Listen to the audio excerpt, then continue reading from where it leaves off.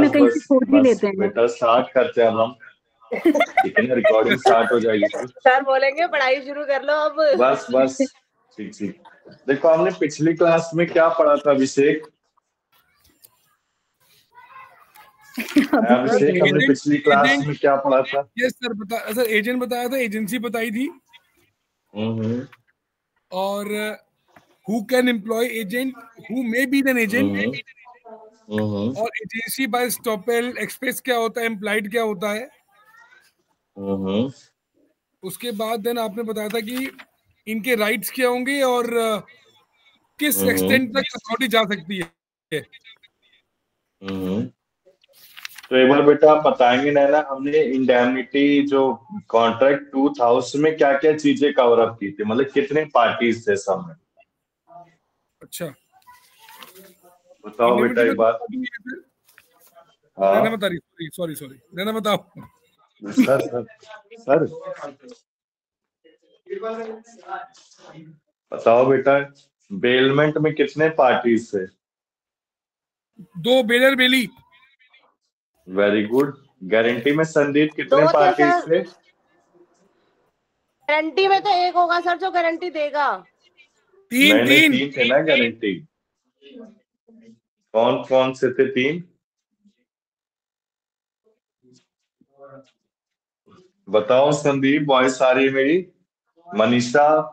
Yes sir आ रही है। बताओ बेटा मनीषा, बताओ कितने थे पार्टनर्स गारंटी? जो गारंटी ले रहा है, जो दे रहा है, और जिसको जाना है मनी। तो क्या इसको इंग्लिश में कुछ कहते होंगे ना बेटा संदीप, पार्टी का name? Sir guarantee, guarantor, debtor, creditor और श्योरिटी। Okay sir. ठीक है। बेलर बेल, देखो इंडेमनिटी में 2 पार्टीज थे, कौन से? इंडेमनीफायर और इंडेमनीफाइड या इंडेमनिटी होल्डर। बेलमेंट में 3 थे, डेटर, क्रेडिटर, श्योरिटी। जी सर। ठीक, बेलमेंट में बेलर बेली। जी सर।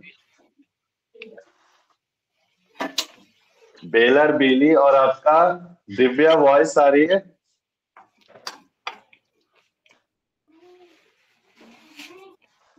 दिव्या वॉइस आ रही है बेटा? Good afternoon. कितने थे बेटा एजेंसी में, कितने पार्टनर्स थे? हमने कल पढ़ा था। हाँ बताओ बेटा दिव्या, फिर आज स्टार्ट करें हम सेल ऑफ गुड्स एक्ट और पार्टनरशिप एक्ट। आज की क्लास में थोड़ा खत्म करने की कोशिश करेंगे, फिर इसके बाद हम प्रॉपर्टी लॉ स्टार्ट कर देंगे, जिसमें 2 आते हैं topic, transfer of property act 1882 और ईजमेंट एक्ट। ईजमेंट एक्ट बड़ा अच्छा एक्ट है, ठीक है ना? बताओ जल्दी बेटा दिव्या, कितने कितने पार्टीज थे एजेंसी में?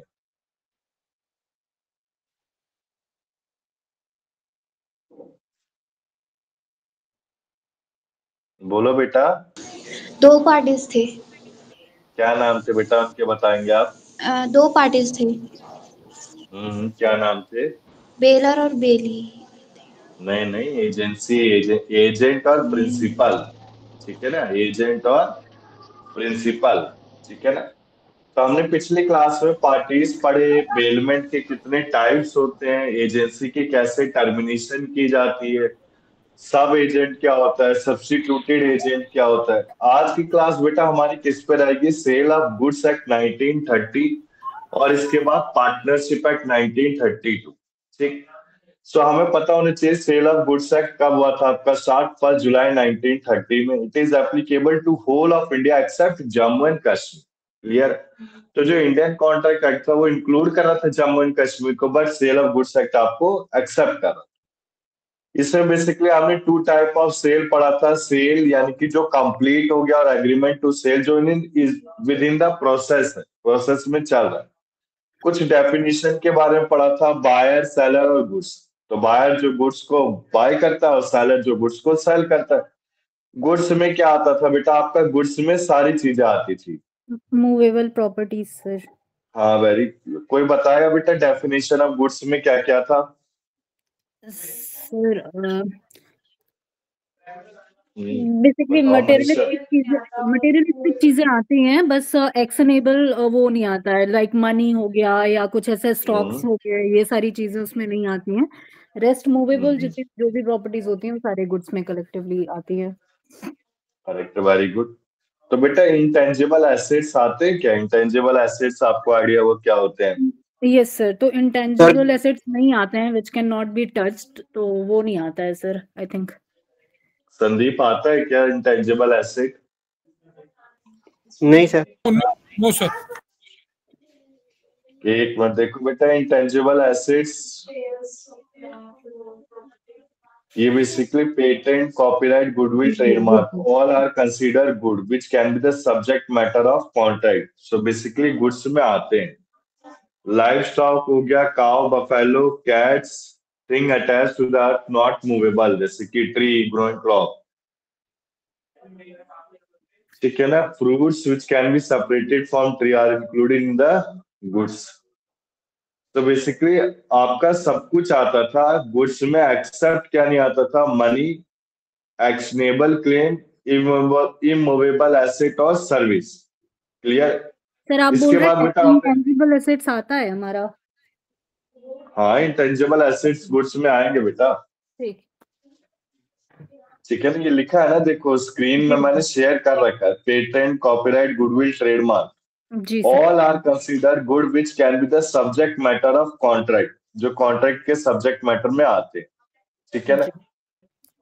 इसके बाद देखो बेटा, हमने क्लासिफिकेशन ऑफ गुड्स किया था। सबसे पहले एग्जिस्टिंग जो कॉन्ट्रैक्ट बनाते हो, कॉन्ट्रैक्ट ऑफ सेल में यूज किया गया था। फ्यूचर जो मैन्युफैक्चर होगा, फ्यूचर, जैसे एग्जांपल दे रखा है, इन्हें बी के साथ कॉन्ट्रैक्ट किया, sell all the apple which be produce in his garden next year. Contingent goods क्या होते हैं? बेसिकली आपके जो डिपेंड होते हैं किसी कंटिजेंसी के, जो होंगे भी और नहीं भी हो सकते। ये भी हो सकते हैं, यस।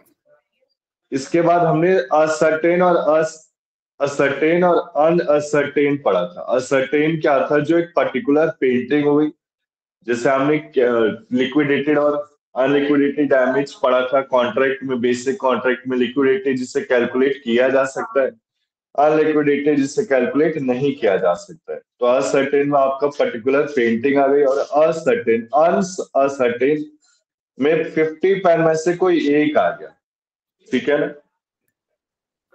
प्राइस बेटा हमने पढ़ा था, जिसमें आपका कंसिडरेशन इन्वॉल्व है, इसे हम प्राइस कहेंगे, ठीक है ना। गिफ्ट को कंसिडरेशन नहीं, सेल नहीं मानते।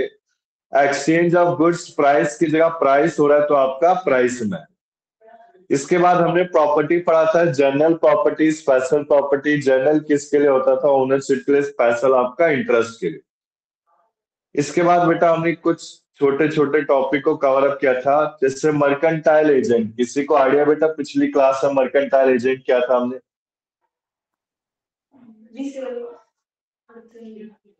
बताओ बेटा अभिषेक, मर्केंटाइल एजेंट क्या होता था?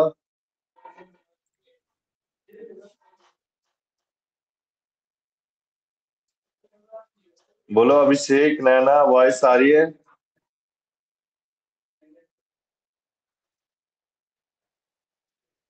बोलो बेटा संदीप, लगे क्या?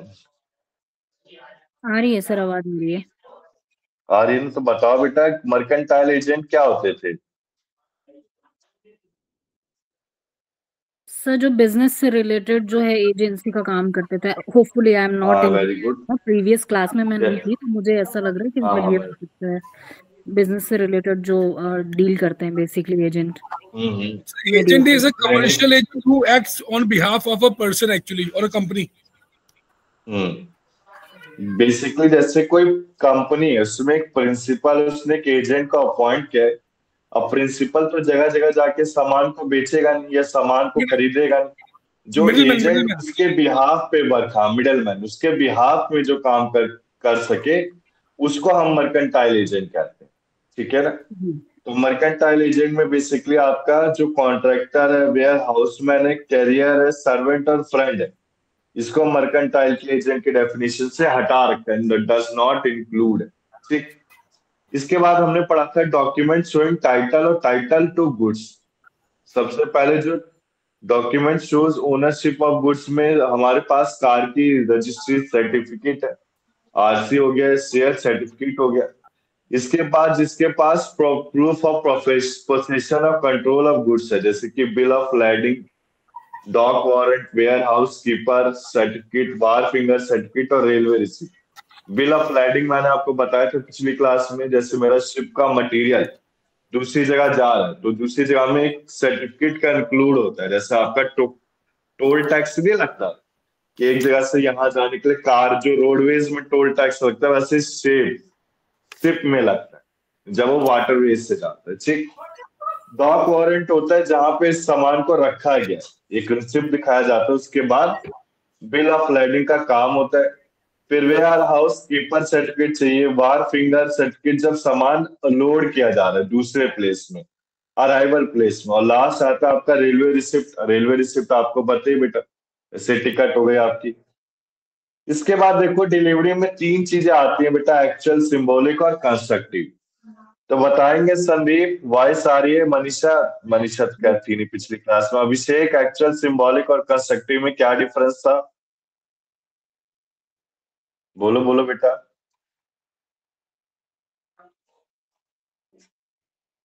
बोलो निकिता। एक्चुअल जो खुद से हाँ सिंबॉलिक, जैसे कि आपने बोला कि मेरे हाँ, कार की दे दी मैंने। कंस्ट्रक्टिव जैसे कि आपको तो पास लाया है और आप स्टैंड में तो घर पे। हाँ, तो मैंने किसी फ्रेंड को बोल दिया, किसी रिलेटिव को।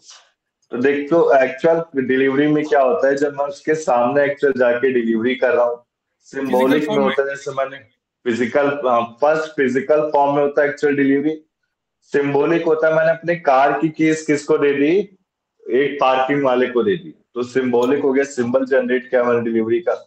और लास्ट होता है कंस्ट्रक्टिव। कंस्ट्रक्टिव में क्या होता है, मैंने किसी फ्रेंड रिलेटिव के थ्रू मैसेज जो थ्रू डिलीवरी करवाई है, खुद ना डिलीवरी करके क्या कि किसी फ्रेंड या रिलेटिव के थ्रू डिलीवरी कराई, उससे क्या बोलेंगे, कंस्ट्रक्टिव डिलीवरी बोलेंगे। क्लियर है बेटा यहाँ तक? इसके बाद देखो डिलीवरी के बाद हमने क्या पढ़ा था, वैलिड कॉन्ट्रैक्ट को करने के लिए क्या, सबसे पहले 2 पार्टीज होना चाहिए, एक प्राइस फिक्स होना चाहिए, कंसिडरेशन होना चाहिए। ठीक है ना, पढ़ रखा हमने। There must be the 2 parties, subject matter good होना चाहिए, गुड ट्रांसफर होना चाहिए, प्राइस होना चाहिए, और एक कॉन्ट्रैक्ट ऑफ सेल एब्सोल्यूट और कंडीशनल होना चाहिए। एब्सोल्यूट कंडीशनल कहने का मतलब है इस टाइम पीरियड तक इस पर्सन को पहुंच गया डिलीवरी, और डिलीवरी होने के बाद जो बायर उसने सेलर को अमाउंट पे कर दी। इसके बाद बेटा डिफरेंस आप खुद कर लेंगे एक बार। ठीक है ना, स्किप करो बेटा, इस समय कर दो skip. Abhishek, Naina. Yes sir. इसके बाद देखो, हाँ, बार्टर और एक्सचेंज। बार्टर में बेसिकली क्या होता है, गुड्स फॉर गुड्स एक्सचेंज होता है, और एक्सचेंज में क्या होता है, मनी इन्वॉल्व हो जाती है, तो उसे एक्सचेंज कहते हैं। मनी मैंने अब खुद ली या दूसरे को दी, वो आपका एक्सचेंज हो गया। इसके बाद देखो formation and modes of contract of sale. सबसे पहले क्या क्या फॉर्मेशन और मोड्स होने चाहिए कॉन्ट्रैक्ट ऑफ सेल करने के लिए। सबसे पहला आता है आपका इमीडिएट डिलीवरी होना चाहिए गुड्स का, इमीडिएट पेमेंट होना चाहिए किसका, प्राइस का, और फ्यूचर डेट में हो। या फिर थर्ड आता है इमीडिएट पेमेंट ऑफ प्राइस और इमीडिएट डिलीवरी ऑफ गुड्स हो। ठीक, फिर फोर्थ आता है आपका, देखो जो प्राइस और डिलीवरी ऑफ गुड्स है वो आपका पोस्टपोन्ड हो। पोस्टपोन्ड कहने का मतलब है कि पोस्टपोन्ड, जैसे कि आपका प्राइस और डिलीवरी जो आज की मतलब एट अ सर्टेन पॉइंट ना हो के 1 डे के बाद या गुड्स की डिलीवरी के एक्चुअल डिलीवरी के बाद जो प्राइस पे किया जाए उसमें आपका प्राइस पोस्टपोन्ड कहा जाएगा, फिर डिलीवरी कहा जाएगा। इसके बाद देखो अगर इंस्टॉलमेंट में किया जा रहा है तो सबसे पहले इसमें कॉन्ट्रैक्ट ऑफ सेल बनाने की जरूरत नहीं है। या आपका writing word of mouth, partly writing partly by word of mouth और may be implied from conduct of parties होना चाहिए। ठीक, इसके बाद देखो आपका जो इफेक्ट और डिस्ट्रक्शन ऑफ गुड्स है मैंने पढ़ा दिया था, आपका जो कॉन्ट्रैक्ट है वाइड हो जाएगा, सिंपल, इससे ज्यादा कुछ नहीं पढ़ना। ठीक, फिर आता है देखो price and mode of fixing the price. सबसे पहले जो फिक्सिंग ऑफ प्राइस है कॉन्ट्रैक्ट ऑफ सेल से होना चाहिए, एक मैनर प्रोवाइड होना चाहिए, course of dealing, reasonable price fix होना चाहिए। अगर किसी थर्ड पार्टी से हो रहा है, थर्ड पार्टी में देखना चाहिए कि सारा टर्म्स एंड कंडीशन फुलफिल है। अगर टर्म्स एंड कंडीशन फुलफिल नहीं तो आपका कॉन्ट्रैक्ट क्या माना जाएगा, वाइड माना जाएगा। क्लियर है यहाँ तक? ठीक है ना? फिर आता है बेटा unit 2। Basically in our sale of goods act basically they are 4 unit. First unit is basic definition, third condition, second condition and warranty, third right of unpaid seller, very important, and the last one is transfer of ownership। Clear है? तो condition और warranties का difference क्या था? कोई समझाएगा मुझे? हमने पिछली क्लास में डिस्कस कर लिया था ये चीज। बताओ बेटा Abhishek, Sandeep, Manisha, Divya. Condition and warranties का डिफरेंस हमने पढ़ा था, क्या होता है बेसिक डिफरेंस जो होता है? Sir, warranty is the process where we get the services, not the refund of the actual product. और कंडीशन वो होता है थोड़ा बहुत वारंटी है, मुझे करेक्ट है। प्रोडक्ट में वारंटी मिली तो मुझे उसकी सर्विस मिल जाएगी, बट मुझे प्रोडक्ट वापस नहीं आएगा। That's not guarantee, is warranty. और कंडीशन बेसिकली कुछ पॉलिसीज जो मैटर करती हैं to sale purchase of goods, that's condition. Sandeep आप, हाँ करेक्ट है, थोड़ा थोड़ा करेक्ट है बेटा, एक्चुअल नहीं बता पाया आप, एकदम करेक्ट इन्फॉर्म, करेक्ट आंसर नहीं बता पाए। संदीप आप बताएंगे कंडीशन एंड वारंटी का बेटा?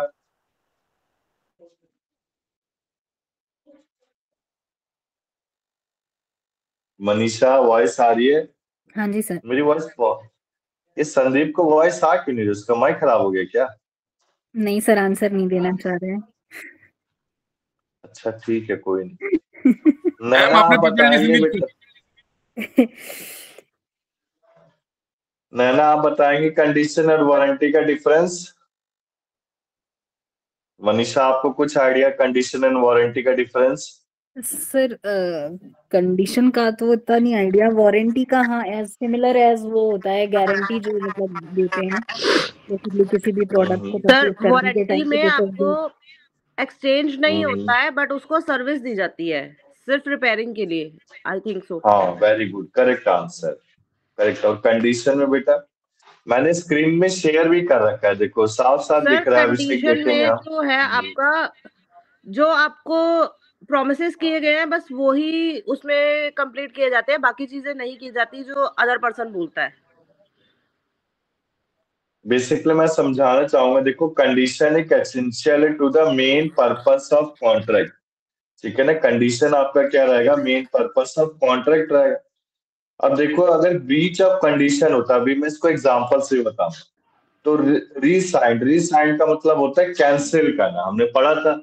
तो रीसाइंड मतलब कैंसिल। हम कंडीशन अगर हमारा टूटता है तो हम कॉन्ट्रैक्ट को कैंसिल भी कर सकते हैं, गुड्स को रिफंड भी कर सकते हैं और डैमेजेस क्लेम भी कर सकते हैं। क्लियर है बेटा? और वारंटी में क्या होता है? बस डैमेजेस क्लेम किया जा सकता है, रिफंड नहीं किया जा सकता। क्लियर है ना? कभी कोई सेलर है कोई कंडीशन देने से मना कर देता है, कंडीशन बहुत कम चांसेस होते हैं, सब वारंटी देते हैं। वारंटी में क्या है? माइक म्यूट कर लेंगे नैना एक बार। क्या बेटा? कंडीशन को गारंटी कह सकते हैं। गारंटी, हाँ कह सकते हैं, ठीक है ना? देखो आप वारंटी में बेसिकली आपका क्या होता है, वारंटी में हम डैमेजेस क्लेम कर सकते हैं पर रिफंड नहीं कर सकते हैं कुछ। क्लियर है अभिषेक आपको ये चीज? Yes sir, yes. ठीक है ना? अब जैसे मैं एक एग्जांपल लेता हूं, ठीक? अब मैंने क्या करा है, देखो कंडीशन एंड वारंटी के लिए एक एग्जांपल लेता हूं, ठीक है? सबसे पहले जैसे मेरे घर में शादी है तो मैंने एक सेलर से लहंगा लिया, ठीक? अब सेलर ने क्या कहा, उस लहंगे को मैं कब तक दूंगा, मतलब परसों तक दे दूंगा, यानी कि फ्राइडे तक मुझे लहंगे को दे देगा। तो बेसिकली जो लहंगा मैंने परचेज किया है, जो अमाउंट डिसाइड किया, उसने उसमें कहा मैं सीओडी कैश ऑन डिलीवरी करूंगा, ठीक है? तो कैश ऑन डिलीवरी और जो डिलीवरी डेट है वो एक कंडीशन है। क्लियर है बेटा यहाँ तक? अब इसी केस को हम वारंटी में कन्वर्ट करते हैं। वारंटी में क्या हो गया, मैंने डिलीवरी देने से पहले पेटीएम कर दिया उससे, तो एक वारंटी हो गई, ठीक है ना? कि अगर कोई भी डिफेक्ट आता है तो मैं अपनी डैमेजेस को क्लेम कर सकता हूँ। क्लियर है अभिषेक ये चीज आपको? जैसे रेंट, हाँ रेंट पे रेंट, ठीक है ना? तो कंडीशन में क्या होता है, कंडीशन कॉन्ट्रैक्ट का एक एसेंशियल पार्ट है, वही वारंटी क्या डिपेंड करता है, कोलैटरल यानी कि डिपेंड करता है हैपन या फिर नॉट हैपनिंग पे। तो बेसिकली हमने कंडीशन में पढ़ा एग्रीड पार्टी। एग्रीड पार्टी कौन होता है? जिसकी गलती नहीं होती। एग्रीड पार्टी क्या कर सकता है? कॉन्ट्रैक्ट को कैंसिल करेगा, रिटर्न करेगा गुड्स और क्लेम रिफंड करेगा या फिर claim for damages. But warranty में क्लेम डैमेजेस कर सकता है, उसके अलावा कुछ नहीं कर सकता है। ठीक है ना? कंडीशन को हम ब्रीच ऑफ वारंटी मान सकते हैं, बट ब्रीच ऑफ वारंटी को कंडीशन नहीं मान सकते। क्लियर है बेटा ये चीज? बताओ मनीषा, क्लियर है आपको? यस सर, ठीक है। ठीक है ना? मैं चाहता हूँ बेटा, मैं इसको इसलिए डिटेल से पढ़ा रहा हूँ और जो भी टॉपिक रहेंगे प्रॉपर्टी लॉ और सारे में मैं स्पीड में कराऊंगा। इसको इसलिए डिटेल से पढ़ा रहा हूँ। इस बार का जो अभी थर्ड ईयर में बच्चे ना, वो खुद मुझसे कह रहे सर सेकंड ईयर में कॉन्ट्रैक्ट पता नहीं हर बार क्यों कठिन दे रहा है। कॉन्ट्रैक्ट आपका फर्स्ट ईयर में भी कठिन आया होगा एग्जाम, और इस बार के एग्जाम में सेकंड ईयर में भी कॉन्ट्रैक्ट 2 कठिन आया था। ठीक है ना? तो मैं चाहता हूँ अच्छे से पूरी नॉलेज होनी चाहिए। आखिरी में आज हम जब पार्टनरशिप कंप्लीट करा दूंगा मैं इससे, ठीक है ना? पार्टनरशिप करने के बाद नेक्स्ट क्लास में आखिरी के 15 मिनट में पेपर को दिखा दूंगा, आखिरी के 10 मिनट की कैसा आया था आपका एग्जाम पेपर पिछली बार का कॉन्ट्रैक्ट 2। तो मैं सारे पेपर दिखाता रहूंगा आपको, ठीक है ना? जैसे जैसे हम आपको कंप्लीट दिखाने के साथ साथ। हाँ, वो मैडम बेटा नीतू मैडम सेंड करा देंगे आपको, मैं करवा दूंगा, टेंशन मत। Okay sir. इसके बाद देखो सारे सेक्शन की लिस्ट, जैसे नैना हमने फर्स्ट ईयर में किया था, सारे सेक्शन की list with paper, question paper, सारे नोट्स आपको सेंड होते रहेंगे, उसकी टेंशन मत लो। Okay sir. अब देखो एक कंडीशन आती है, नोट हम नोट करेंगे कि कंडीशन को वारंटी कब मान सकते हैं? जब उसमें वॉलंटरी वेवर ऑफ कंडीशन हो जाए। कंडीशन कहने का मतलब है, जैसे कि सेम मैंने एग्जांपल लिया, शादी का लहंगा मैंने लिया, अब उसमें मैंने सीओडी की कंडीशन, कैश ऑन डिलीवरी और डिलीवरी डेट की कंडीशन को माफ कर दिया, तो वारंटी कहलाया जा सकता है। वेवर ऑफ पढ़ा था बेटा हमने डिस्चार्ज बाय परफॉर्मेंस में, बेसिक कॉन्ट्रैक्ट में। इसके बाद देखो सेकंड पॉइंट, जो बायर है elect to treat the breach of condition as an warranty. अब वो क्या करे कि वो क्या कर सकता है? तो डैमेज कर सकता है, फिर कंडीशन या फिर कॉन्ट्रैक्ट को कैंसिल कर सकता है। तो इस केस में क्या होगा? आपका जो कंडीशन है वो वारंटी माना जा सकता है। थर्ड आता है आपका compulsory waiver of condition. Compulsory waiver of condition कहने का मतलब है, जैसे सेम बेटा शादी का लहंगा है, अब मुझे पता नहीं थी, मेरे भाई ने क्या करा, पेमेंट कर दी पेटीएम से, तो कंडीशन तो वही कैंसिल हो गई ना। ठीक है ना? तो कंपलसरी वेवर ऑफ कंडीशन कहने का मतलब है किसी थर्ड पार्टी से या फिर बायर से, बायर ने क्या कर दिया, उस कंडीशन को वेव ऑफ कर दिया, खत्म कर दिया। क्लियर है बेटा? आगे चले अब हम। फिर आता है इम्पॉसिबिलिटी। इम्पॉसिबिलिटी कहने का मतलब है किसी टास्क को परफॉर्म नहीं किया जा सकता है, जैसे उसमें कंडीशन अप्लाई नहीं की जा सकती। अब जैसे किसी, हम दुकान में गए, सेम लहंगा लेने गए और उस दुकान में उसने कहा कि नहीं मैं कंडीशन नहीं दे सकता हूँ, कि आपको सीओडी, हमें हमें पेमेंट पहले चाहिए होती है या फिर कुछ टोकन मनी पहले चाहिए होता है एडवांस बुकिंग के लिए। ठीक है ना? फिर सेकंड इसका हो गया कि आपकी डिलीवरी डेट ये नहीं होगी, आपको पूरा 15 या 20 दिन के बाद मिलेगा, तो ये क्या होता है? आपका इम्पॉसिबिलिटी होता है। क्लियर है ना बेटा यहाँ तक? वैसे भी शादी के लहंगे 20 से 25 दिन के बाद ही मिलते हैं, इतनी जल्दी कोई देता भी नहीं है, एक हफ्ते में। बोलो बेटा, बोलो बोलो, कोई पूछ रहा था? बोलो बेटा, अभिषेक, नैना, संदीप, दिव्या, कोई कुछ बोल रहा था? मनीषा? नहीं सर, मैं नहीं बोल रही थी।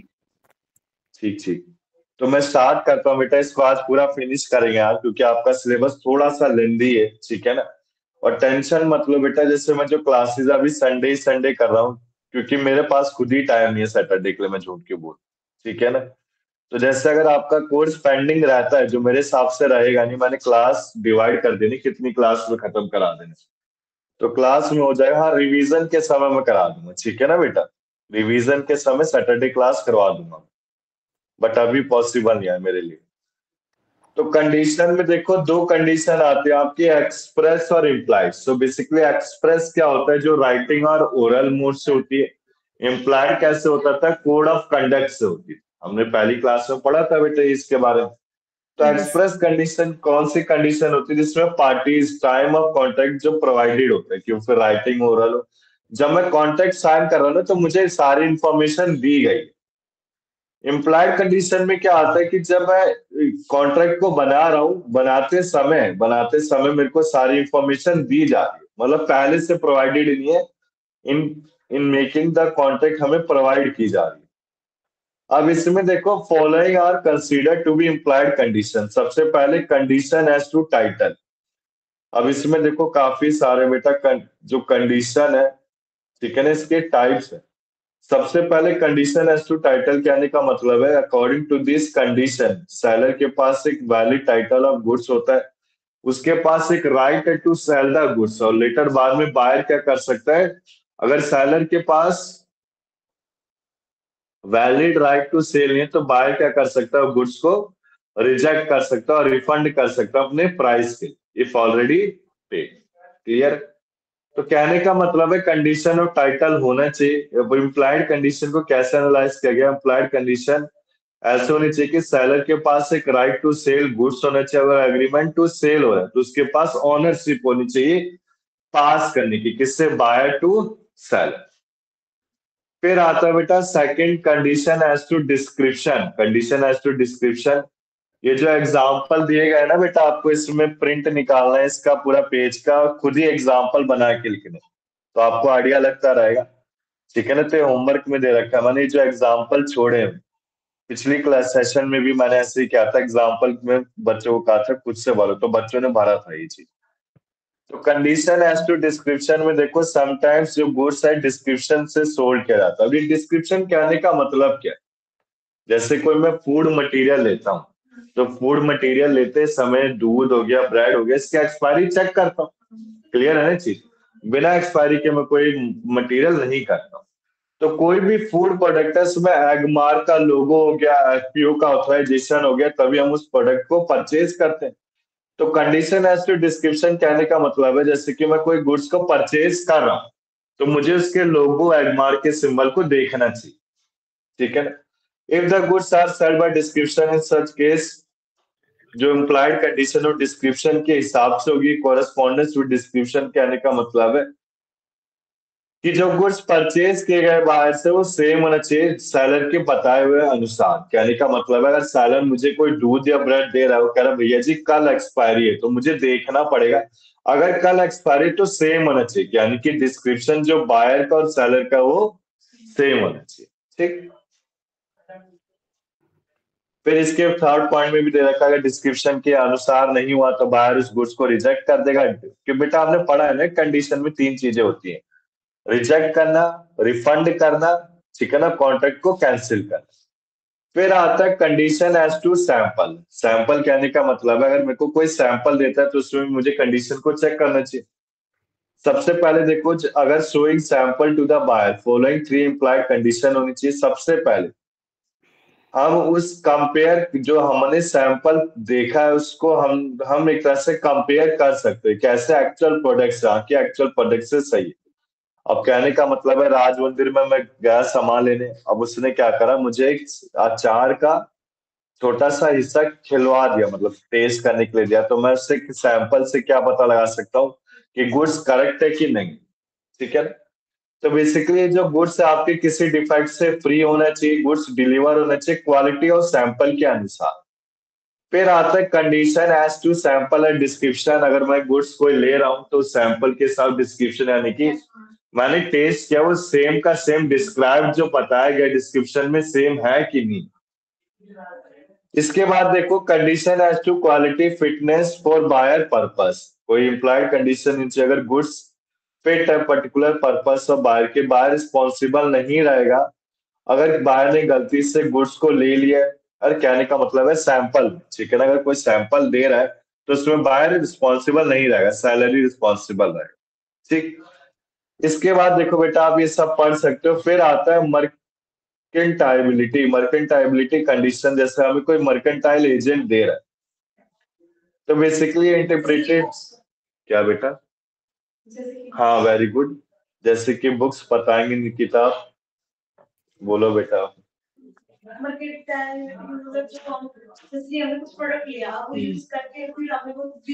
हाँ वेरी गुड। सो मर्केंटाइलिटी, निकिता ने बड़ा अच्छा आंसर दिया है। मेरे को निकिता ही सही लगी बेटा। फर्स्ट सेकंड ईयर में पूरी क्लास अटेंड किए। थर्ड ईयर में भी गुजारिश है उससे कि और बच्चे, अभिषेक जैसे बच्चे तो अपना चेहरा ही नहीं दिखाते मुझे। एक बार की क्लास अटेंड कर ले मैं भी खुश हो जाऊं भाई कि महीने में चलो बच्चे ने क्लास अटेंड की। सर मैं भी लिया अटेंड था। करती हूँ। सर हाँ नेक्स्ट मैंने टाइम की थी। सर नेक्स्ट टाइम भाई का हाँ वादा। बेटा, हाँ बेटा यार, नेक्स्ट टाइम ऐसे भी नया साल है तो नए साल से पहले चेहरे देख लेते हैं, मिल भी लेंगे। ठीक है, सॉरी फॉर टुडे। ठीक है, ठीक, कोई दिक्कत नहीं। कोई ठीक नहीं है सर, नेक्स्ट क्लास संदीप। में आऊंगी मैं। हाँ ठीक है बेटा। Okay sir. संदीप, मनीषा आप भी आओ बेटा। दिव्या अगर दूर भी रहते तो एक क्लास तो लो यार कम से कम। सर नेक्स्ट तो संडे बेसिकली पकड़। ठीक है बेटा, ठीक, आ रहे हैं, देखो सभी आ रहे हैं तो आप भी आ जाना मनीषा। जी सर। देखो कंडीशन, और संदीप को भी बोलना आने के लिए, ठीक है, नेक्स्ट क्लास में। जी नेक्स्ट सर। क्लास में हम वैसे भी प्रॉपर्टी लॉ करेंगे, वो थोड़ा इजी है, कठिन है। प्रॉपर्टी लॉ स्टार्ट कर देंगे हम।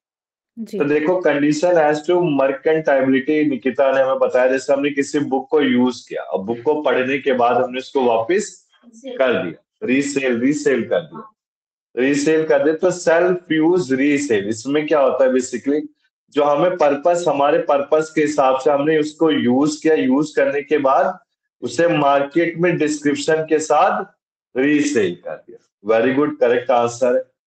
मर्केंटाइलिटी में ऐसे कह सकता हूँ जैसे मैं एक एजेंट बन गया, मैंने किसी गुड्स को परचेज किया था, मैं खुद ही मर्केंटाइल एजेंट बन के उसको वापस से बेच रहा हूँ। फिर कंडीशन एज टू होलसमनेस। अभी होलसमनेस किससे रिलेट करता है? Goods which are use for human consumption.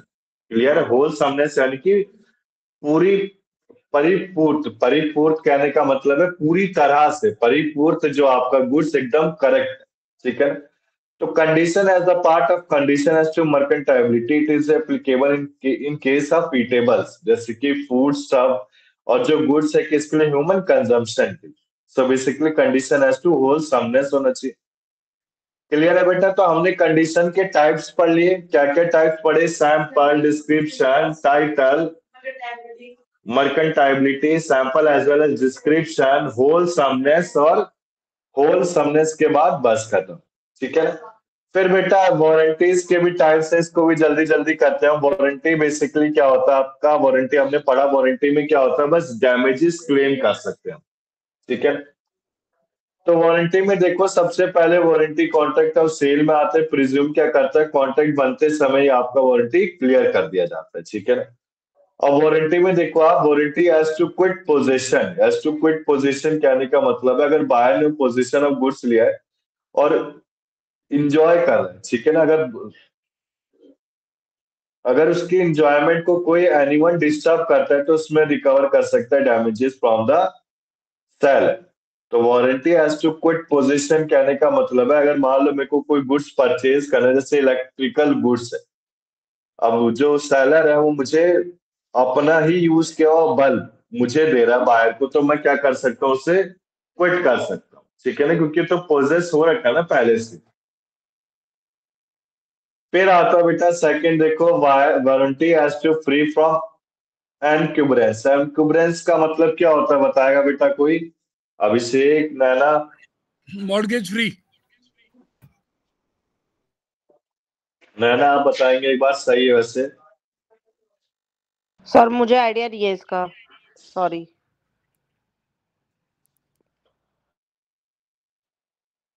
Correct है बेटा, मॉर्गेज फ्री। कैसे है अभिषेक, बताएंगे आप? मतलब warranty as to free from encumbrance कैसे, मतलब कैसे डिफाइन करना चाहेंगे आप इसे? सर उस पर्टिकुलर प्रोडक्ट को हाँ किसी जी, और ने मॉर्गेज नहीं किया हुआ है, हाँ उसको वेरी गुड, अच्छा जवाब। वो फ्री होल्ड है, वो तभी आपके पास वो फ्री होल्ड की पोजीशन आएगी। बेसिकली हम जब सर डीडीआर करते हैं तो उसमें नॉन कॉन्फिडेंस सर्टिफिकेट मांगते हैं क्लाइंट से ना। हाँ जी। वो ये मांगते हैं बिकॉज कि आपकी प्रॉपर्टी नॉन कॉन्फिडेंस फ्री हो, मॉर्गेज ना हो। उसका इफेक्ट ये होता है कि कल को अगर हमको किसी ब्रांड को, टेनेंट को अगर रेंट देना है तो वो उसको ना जाके बैंक के पास जाता है अगर वो प्रॉपर्टी मॉर्गेज। अगर वो प्रॉपर्टी एनकम्बरेंस फ्री है तो एनओसी के बाद रेंट जाता है टेनेंट को। ये हम जब कर रहे हैं जब मैं अपने ही F&B इंडस्ट्री में एग्रीमेंट को ड्राफ्ट कर रहा होता हूँ तो। जी सर, तो इसमें हम लोग करते हैं कि मॉर्गेज फ्री है तो एनकम्बरेंस फ्री है। तो देखो warranty has to free from encumbrance, मतलब मॉर्गेज फ्री होना चाहिए। जैसे मैं कॉन्ट्रैक्ट ऑफ सेल कर रहा हूँ तो बेसिकली किसी चार्ज से फ्री होना चाहिए, ठीक है ना। यानी कि कहने का मतलब है सेलर कोई गुड्स दे रहा है तो ये नहीं होना चाहिए कि गुड्स खुद उस पर्सन ने उस पर कोई मोर्टगेज अमाउंट पे कर रखा है, ठीक है ना, या फिर कोई चार्ज अप्लाई कर दिया। जैसे मुझे लीगल क्लेम ना हो, उस पे कोई लीगल क्लेम ना हो, वेरी गुड, लीगल क्लेम ना हो, या फिर उसके ऊपर कोई चार्ज पहले से एप्लीकेबल ना कर दे कौन, सेलर। तो बेसिकली अगर सेलर अप्लाई कर देता है कोई चार्ज तो बायर के पास क्या राइट है, वो क्लेम कर सकता है डैमेजेस फ्रॉम द सेलर, ठीक। इसके बाद देखो disclosure of dangerous nature of goods. अगर आपको कोई वारंटी दे रहा है तो उसमें डेंजरस नेचर के बारे में उसको बताना चाहिए कि इसका इतना यूज करना चाहिए, ठीक है ना, कि इतने यूज के बाद इसको यूज नहीं करना चाहिए। जैसे सपोज मैंने कहीं से चार्जर लिया तो चार्जर वाला मोबाइल वाला वो जैसे जो स्टोर वाले मुझे क्या कहेंगे, चार्जर आप 80% तक चार्ज करिए, 80% से ज्यादा अगर चार्ज करेंगे तो आपका जो चार्जर है ब्लास्ट कर सकता है, ठीक है ना। तो वारंटी देते समय मैं क्या बताऊंगा, disclosure of dangerous nature of goods को डिस्क्लोज करो। इसके बाद देखो custom warranties implied by custom. कई बार हम जो गुड्स लेते हैं किसी कस्टम से इम्प्लाइड होता है, यानी कि किसी कंडीशन से कस्टम से डिराइव्ड होता है। कहने का मतलब है कि कोई भी पार्टी तभी एंटर कर सकता है एग्रीमेंट जब उसको उसके कस्टम के बारे में यूसेज पता हो। क्लियर? अगर एक कस्टम का कोई एग्जांपल देना चाहेगा तो बता सकता है बेटा, warranty as to implied condition या warranty by implied custom, custom के बारे में कोई बताना चाहे बताओ अभिषेक नैना। सर आई थिंक जब हम कुछ प्रोडक्ट परचेज कर रहे हैं कस्टम से तो उसमें कुछ वारंटी लिवी होगी, ये उसके बेस पे आई थिंक। हाँ करेक्ट है बेटा, ठीक। और मतलब कस्टम पहले से लगी होगी जैसे किसी गुड्स को सेल कर रहे हैं। एग्जैक्टली। अब देखो इसके बाद manner of custom duty, I think in the manner of custom duty sir. हाँ करेक्ट है बेटा। अब देखो अभिषेक हमने क्या क्या पढ़ लिया, कंडीशन वारंटीज के टाइप पढ़ लिया बेटा। आता है मोस्ट इंपॉर्टेंट टॉपिक, इससे पिछली बार एग्जाम में आया था एक question, doctrine of caveat emptor. तो what is the meaning of caveat emptor, Manisha बताएंगे? ये तो पढ़ा होगा शायद आपने क्लास 12th या 11th में, अगर मिल आर्ट्स लिया आप सबने तो। हाँ जागरूक, लेट द बायर बी। बताओ बेटा मनीषा सर। हाँ बेटा बोलो। इसका मतलब होता है let the buyer be aware, मतलब कोई भी प्रोडक्ट अगर कोई भी बायर खरीदता है तो उसके बारे में प्रॉपर जानकारी ले लेनी चाहिए, अदरवाइज वो रिस्पॉन्सिबिलिटी उसकी होती है सर। हाँ जी बेटा, ये हमने बेटा कॉन्स्टिट्यूशनल लॉ जब LLB फर्स्ट ईयर पढ़ा था तो इसमें कंज्यूमर प्रोटेक्शन एक्ट आया था 2019।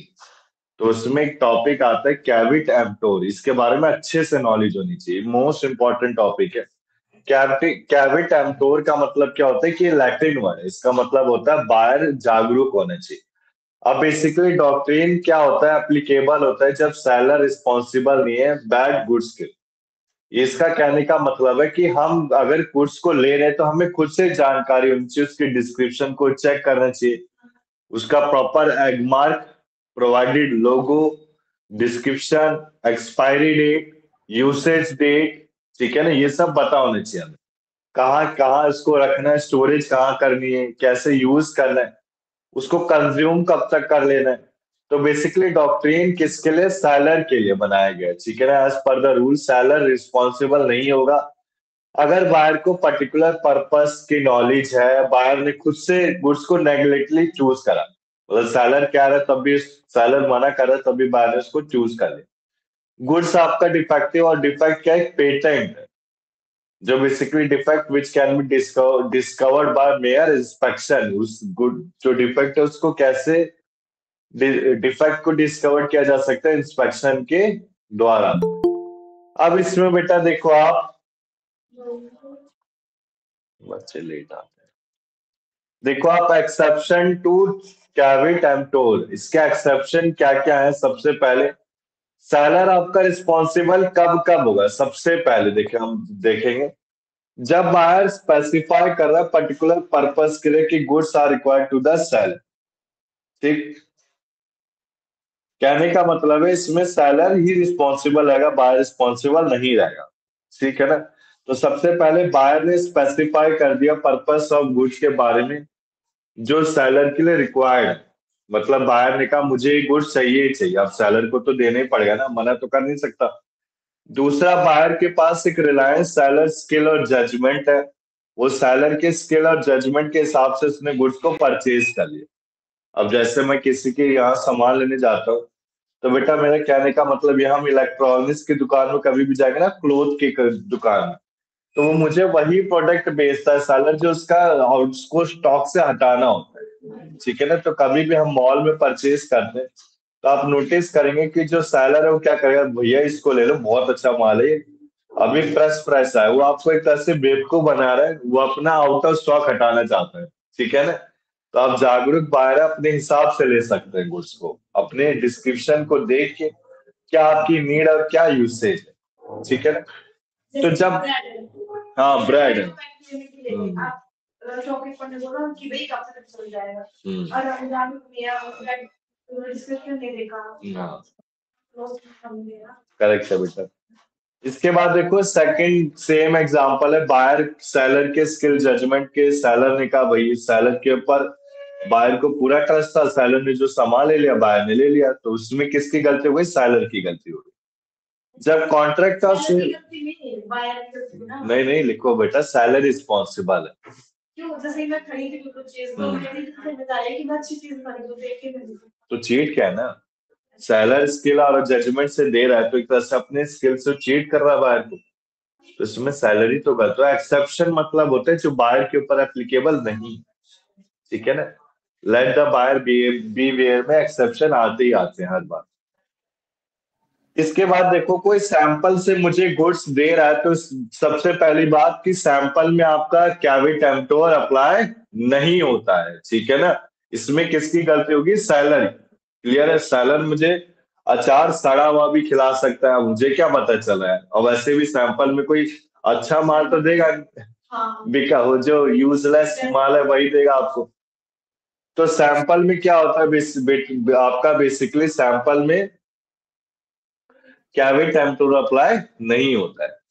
इसके बाद देखो गुड्स अगर डिस्क्रिप्शन से ब्रॉड किया गया तो गुड्स से कॉरेस्पॉन्ड होगा डिस्क्रिप्शन से। गुड्स बॉट किया गया है सैंपल और डिस्क्रिप्शन से तो भी सेलर ही इसमें रिस्पॉन्सिबल रहेगा। गुड्स देखो बेटा वही कंडीशन के सारे केस आ रहे इसमें। क्या अभिषेक बताएंगे आप? एक बात पूछी थी।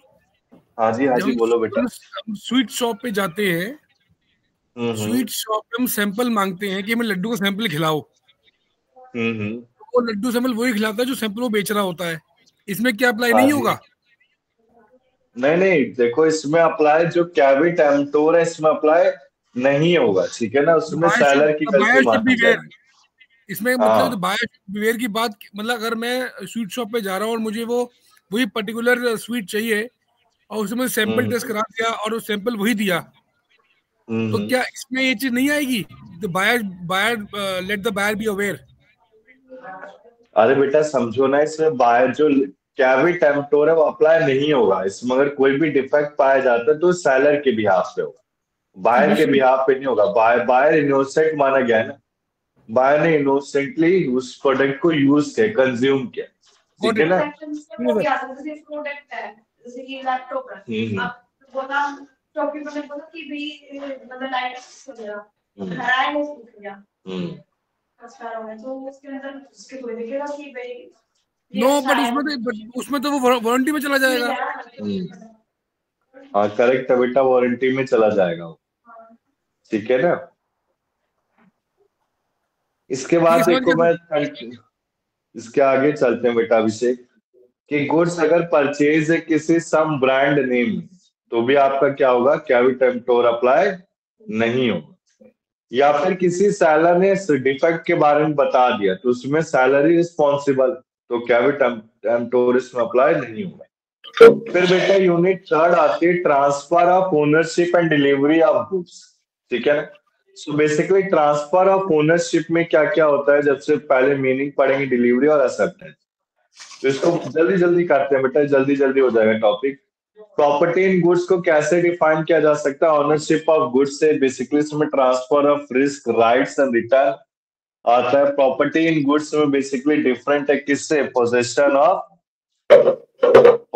ऑफ गुड्स से, ठीक है ना। अब पोजेशन ऑफ गुड्स में क्या क्या आता है बेटा, माइक म्यूट कर लेंगे एक बार। Custody, physical contract over, control over the goods.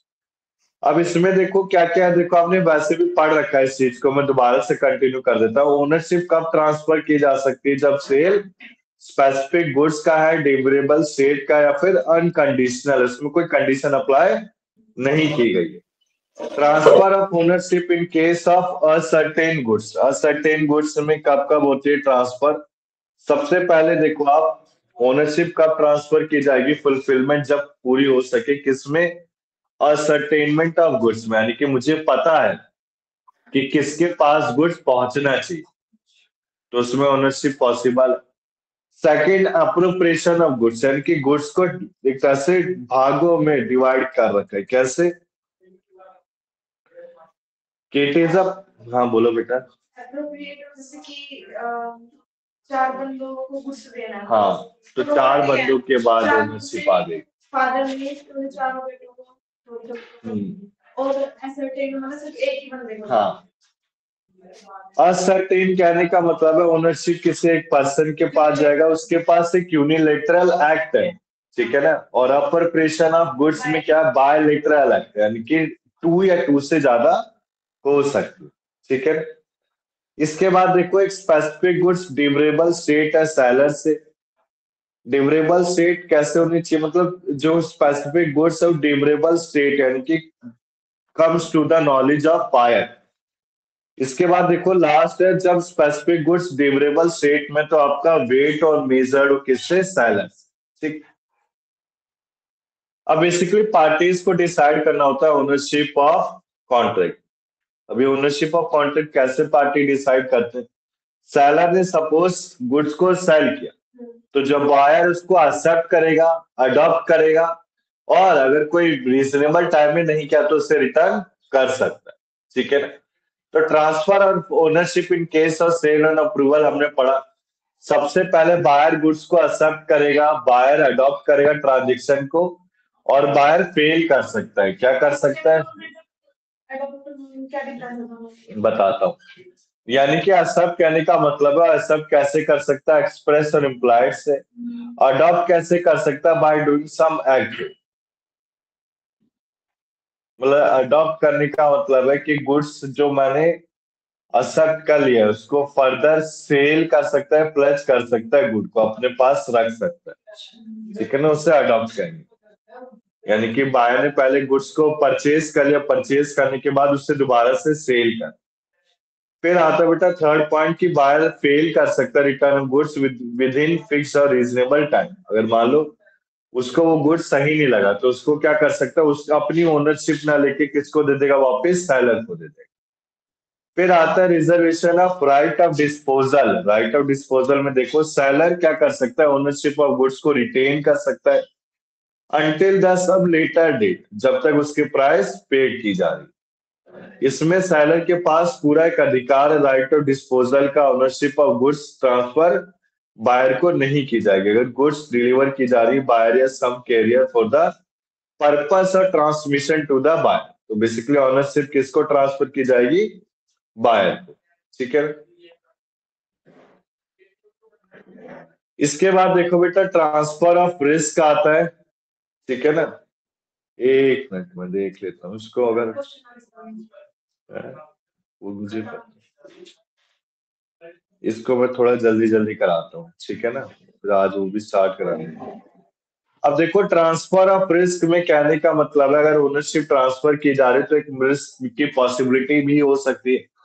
अब इसमें कुछ एक्सेप्शन है, कहने का मतलब है कि ओनरशिप गुड्स क्या हो सकती है? ओनरशिप दोनों पार्टीज के एग्रीमेंट्स के बीच में होगी। एक गुड्स रिस्क ऑफ डिफॉल्ट पे हो सकता है, फिर ट्रेड कस्टम पे हो सकता है, ठीक है। इसके बाद देखो transfer of title by non owner, ये वेरी इंपॉर्टेंट है। Nemo dat quod non habet, इसका ये लैटिन वर्ड है, इसका मीनिंग क्या है? No one can transfer a better title than he himself has. कहने का मतलब है कि कोई भी एक ऐसा पर्सन नहीं है जो सेलर के अलावा ट्रांसफर कर सकता है टाइटल। क्लियर है ना बेटा? यहाँ पे तो सेलर के अलावा कोई ऐसा पर्सन नहीं है जो ट्रांसफर कर सकता है टाइटल को। Thus the buyer can not get a better title than that of seller, यानी कि बायर को सेलर के अलावा टाइटल नहीं मिल सकता है। अगर सेलर के टाइटल में खुद डिफेक्ट है तो बायर के टाइटल में भी डिफेक्ट होगा। क्लियर है बेटा? अब इसके कुछ एक्सेप्शन है, जैसे कोई मर्केंटाइल एजेंट से कर रहा है तो मर्केंटाइल एजेंट ही उस डिफेक्ट के लिए लायबल रहेगा। कोई जॉइंट ऑनर से हो रहा है तो जॉइंट ऑनर उस डिफेक्ट के लिए लायबल रहेगा। कोई सेल एस्टॉपल से हो रही है, एस्टॉपल यानी कि रिप्रेजेंट कर रहा है, ठीक है ना। जब ओनर ऑफ गुड्स कंडक्ट और स्टेटमेंट से बायर को बिलीव दिला देता है कि उसका अथॉरिटी है, prevented from denying the seller authority to sell, यानी कि एक तरह से रिप्रेजेंटेशन है। मैं रिप्रेजेंटेशन से प्रोवाइड कर रहा हूं तो ये मेरा क्या माना जाएगा? एक्सेप्शन। किसका? नॉन, ये बेटा लैटिन वर्ड का लेना। No one can transfer a better title than the seller himself. Seller है जो ही है सेलर, ठीक है ना। इसके बाद देखो आप, फिर मैं सीधा नीचे चल लेता हूं। हाँ देखो, sale by finder of goods if the goods are perishable, perishable जो गुड कंडीशन में, और नॉन पेरिशेबल जो खराब हो चुकी है, ठीक है ना। इनका एक्सपेंस कितना होगा? More than 2/3 of market value. आगे पढ़ेंगे अब, राइट ऑफ अनपेड सेलर में आएगा। अब बेसिकली जो sale of person in position होने चाहिए वॉइडेबल कॉन्ट्रैक्ट में। कहने का मतलब है कि अगर बायर के पास एक वैलिड टाइटल रहेगा, किसके लगा? कंडीशन सेटिस्फाइड है, किससे? किसी coercion into fraud miss representation से, या फिर पोजीशन ऑफ गुड्स कोई वॉइडेबल कॉन्ट्रैक्ट से, या फिर कॉन्ट्रैक्ट जो कैंसिल नहीं हुआ है, बायर ने गुड फेथ एक्ट किया, ठीक है। इसके बाद देखो आप, डिलीवरी ऑफ गुड्स आता है तो ट्रांसफर ऑफ ओनरशिप में दो आते हैं, एक ओनरशिप की ट्रांसफर और डिलीवरी ऑफ गुड्स आता है। अब डिलीवरी में क्या क्या आता है? डिलीवरी ऑफ गुड्स एक पर्सन से दूसरे पास जाएगा। 3 तरह की डिलीवरी होती है, एक्चुअल, सिंबॉलिक और कंस्ट्रक्टिव। तो बायर क्या कर सकता है? गुड को एक्सेस कर सकता है, डिमांड कर सकता है डिलीवरी के लिए। गुड्स हो सकते हैं किसी थर्ड पर्सन के पास, डिलीवरी कैसे दिया जाएगा? कैरियर या फिर बाहर फिंगर के थ्रू। प्लेस ऑफ डिलीवरी देखो, अगर स्पेसिफाइड है तो उसी जगह पहुंचा दी जाएगी, अगर स्पेसिफाइड नहीं है तो सेल जहां हो, ये place of sale. Agreement to sell मतलब प्लेस ऑफ सेल में जिस जगह वही डिलीवरी कर दी जाएगी, जहां सेल हुई है वहीं पे, ठीक है ना। टाइम फॉर डिलीवरी में देखो, अगर स्पेसिफाइड नहीं है तो मतलब स्पेसिफाइड है कॉन्ट्रैक्ट में तो उसी टाइम पे करा जाएगा। अगर स्पेसिफाइड नहीं है तो वर्किंग डेज के अंदर। कहने का मतलब अगर आज सेल हुई है तो आज की रात तक पहुंचा दी जाएगी डिलीवरी, ठीक है ना। टाइम फॉर डिमांड और टेंडर और डिलीवरी भी रीजनेबल टाइम वर्किंग डेज होना चाहिए। एक्सपेंस भी आपका कौन करेगा? सेलर करेगा। Deterioration of goods during the transit, buyer क्या कर सकता है? लॉस ऑफ, ये डिटोरेट, ये बेटा जो वर्ड दिया गया ना इसका मीनिंग क्या है? लॉस है, ठीक है ना, लॉस ही है। Naturally transit unless otherwise agree. इसके बाद देखो, delivery of goods by instalment में है तो ये बेसिकली डिलीवरी नहीं माना जाएगा, बायर एक्सेप्ट नहीं कर सकता जब तक ये इंस्टॉलमेंट एग्रीड नहीं किया गया, ठीक है। पार्ट डिलीवरी ऑफ गुड्स, मगर पार्ट डिलीवरी प्रोग्रेस है होल डिलीवरी के लिए तो बेसिकली इस डिलीवरी को होल माना जाता है। ओनरशिप किसको ट्रांसफर की जाएगी? बायर को। अगर part delivery within the intention of separating from the whole है तो बेसिकली इसे डिलीवरी ट्रीट नहीं किया जाता। क्लियर है बेटा यहाँ तक? फिर आता है देखो delivery of wrong quality. Wrong quality, ये बेटा एक चार्ट है, इसको आप खुद करेंगे, बताओ। ये तो खुद कर सकते हो। क्वांटिटी। हाँ sorry, delivery of wrong quantity पढ़ा देता बेटा मैं ध्यान से, वो निकिता की तरफ देख रहा था मैं। बोलो कोई डाउट है इसमें, खुद करेंगे कि कराऊं मैं? इसमें डिलीवरी के बारे में बताया, अगर शॉर्ट डिलीवरी तो एक्सेप्ट कर सकता है, रिजेक्ट कर सकता है। अगर एक्सेप्ट किया तो प्राइस पे करना पड़ेगा। अब रिजेक्ट में एक बेटा बॉक्स बना रखा है, इसको पढ़ लेना है, ठीक है ना। रिजेक्ट में क्या करेंगे हम, क्लेम कर सकते हैं डिलीवरी के डिले के लिए, ठीक है ना। एक्सेस डिलीवरी कर दिया तो एक्सेप्ट करेंगे क्वांटिटी ऑर्डर, या फिर रिजेक्ट करेंगे। मिक्स डिलीवरी में दोनों हो सकता है, शॉर्ट डिलीवरी भी और एक्सेस डिलीवरी भी। तो इसमें एक्सेप्ट कर सकते हैं या फिर रिजेक्ट कर सकते हैं। क्लियर है यहां तक? इसके बाद देखो एक्सेप्टेंस और डिलीवरी ऑफ गुड्स, ये बेसिकली किसके भी आप पे होता है, बायर के भी आप पे होता है। इतना ही हमें नॉलेज लेना है, उसके अलावा कुछ नहीं लेना, ठीक है ना। इसके बाद देखो फिर आता है आपका टॉपिक अनपेड सेलर। तो बेटा हम अनपेड लास्ट टॉपिक है सेल ऑफ गुड्स एक्ट का मोस्ट इंपॉर्टेंट टॉपिक। अगर ये आप चार्ट भी पढ़ के चले गए ना तो सफिशियंट है अभिषेक, इससे ज्यादा कुछ नहीं पढ़ना। कराओ बेटा स्टार्ट। बोलो मनीषा, संदीप, नैना, अभिषेक, स्टार्ट करें हम? यस सर, कर दीजिए। जी सर। ठीक है बेटा। देखो राइट ऑफ अनपेड सेलर के जो राइट्स है आपको पता होने चाहिए। सबसे पहले गुड्स के लिए उसके पास राइट क्या है, अगर गुड्स ट्रांसफर किया गया, ट्रांसफर करा जा रहा है तो क्या कर सकता है, right of lien. Right of lien कहने का मतलब गुड्स को अपने पास सीज कर लेगा। अब मुझे पेमेंट नहीं आया बाहर से तो मैं गुड्स को अपने पास ही रखूंगा भाई, दूंगा ही उस हिसाब से ट्रांसफर करने वाला हूँ। Right of stoppage in transit, जैसे मैं इलेक्ट्रॉनिक्स का मालिक हूँ किसी शॉप का और मैंने 10 टीवी की डिलीवरी की। अब 10 टीवी की डिलीवरी की मुझे पैसे मिलेगी कि मैंने कहा भाई मुझे इतना अमाउंट तो डिलीवरी से पहले मिलना चाहिए और delivery within the process of delivery इतना अमाउंट मिलना चाहिए। अब इतना अमाउंट मुझे मिला नहीं तो मैं क्या करूंगा, स्टॉपेज इन ट्रांजिट यानी कि गुड्स को वहीं रुकवा दूं, ठीक है। पैसा नहीं मिला तो मैं गुड्स को क्या कर सकता हूँ, रीसेल कर सकता हूँ। अब गुड्स अगर मान लो डिलीवर ट्रांसफर नहीं किया गया तो पहले आता है डिलीवरी को विद होल्ड यानी कि अपने पास होल्ड कर सकते। फिर सेकंड आता है एनी अदर राइट, अभी पढ़ेंगे बेटा एनी अदर राइट क्या होता है। अब बायर के खिलाफ क्या है, जैसे मैं गुड्स में तो क्या है, गुड्स को रुकवा लूंगा, बेच दूंगा, अपने पास रख लूंगा, ठीक है ना। बट आप डिलीवरी को होल्ड पे रख दूंगा। बट बायर से क्या कर सकता हूँ, प्राइस की रिकवरी करा सकता हूँ, कॉन्ट्रैक्ट को कैंसिल करूंगा, डैमेजेस ले सकता हूँ, उससे डैमेजेस के बाद जो एक्स्ट्रा खर्चे हुए वो कर सकता हूँ, ठीक है। तो स्टार्ट करें बेटा हम। अच्छा मेरा एक क्वेश्चन है बेटे, जो राइट ऑफ अनपेड सैलरी है दोनों में होता है, कैश और क्रेडिट ट्रांजैक्शन दोनों में होता है बेटा? कोई आइडिया देगा अभिषेक? बोलो बेटा अभिषेक। दोनों में ही होगा सर। सर दोनों में मनी इन्वॉल्व है। हाँ जी बेटा, ठीक है। तो ये नहीं कह सकता बाहर कि मैंने क्रेडिट ट्रांजैक्शन पे बात की थी तो आप अपना राइट अप्लाई नहीं कर सकते हो, ठीक है। नहीं आ रखा एग्जाम में बहुत पहले। हाँ दोनों पे 2 साल पहले आया था। तो राइट अगेंस्ट द गुड्स में सबसे पहले देखो ओनरशिप ऑफ गुड्स किसको ट्रांसफर की गई है, बायर को। अब इस पे अनपेड सेलर के क्या क्या राइट है, सबसे पहले वो गुड्स को अपने पास पोजीशन रख सकता है, ठीक है ना।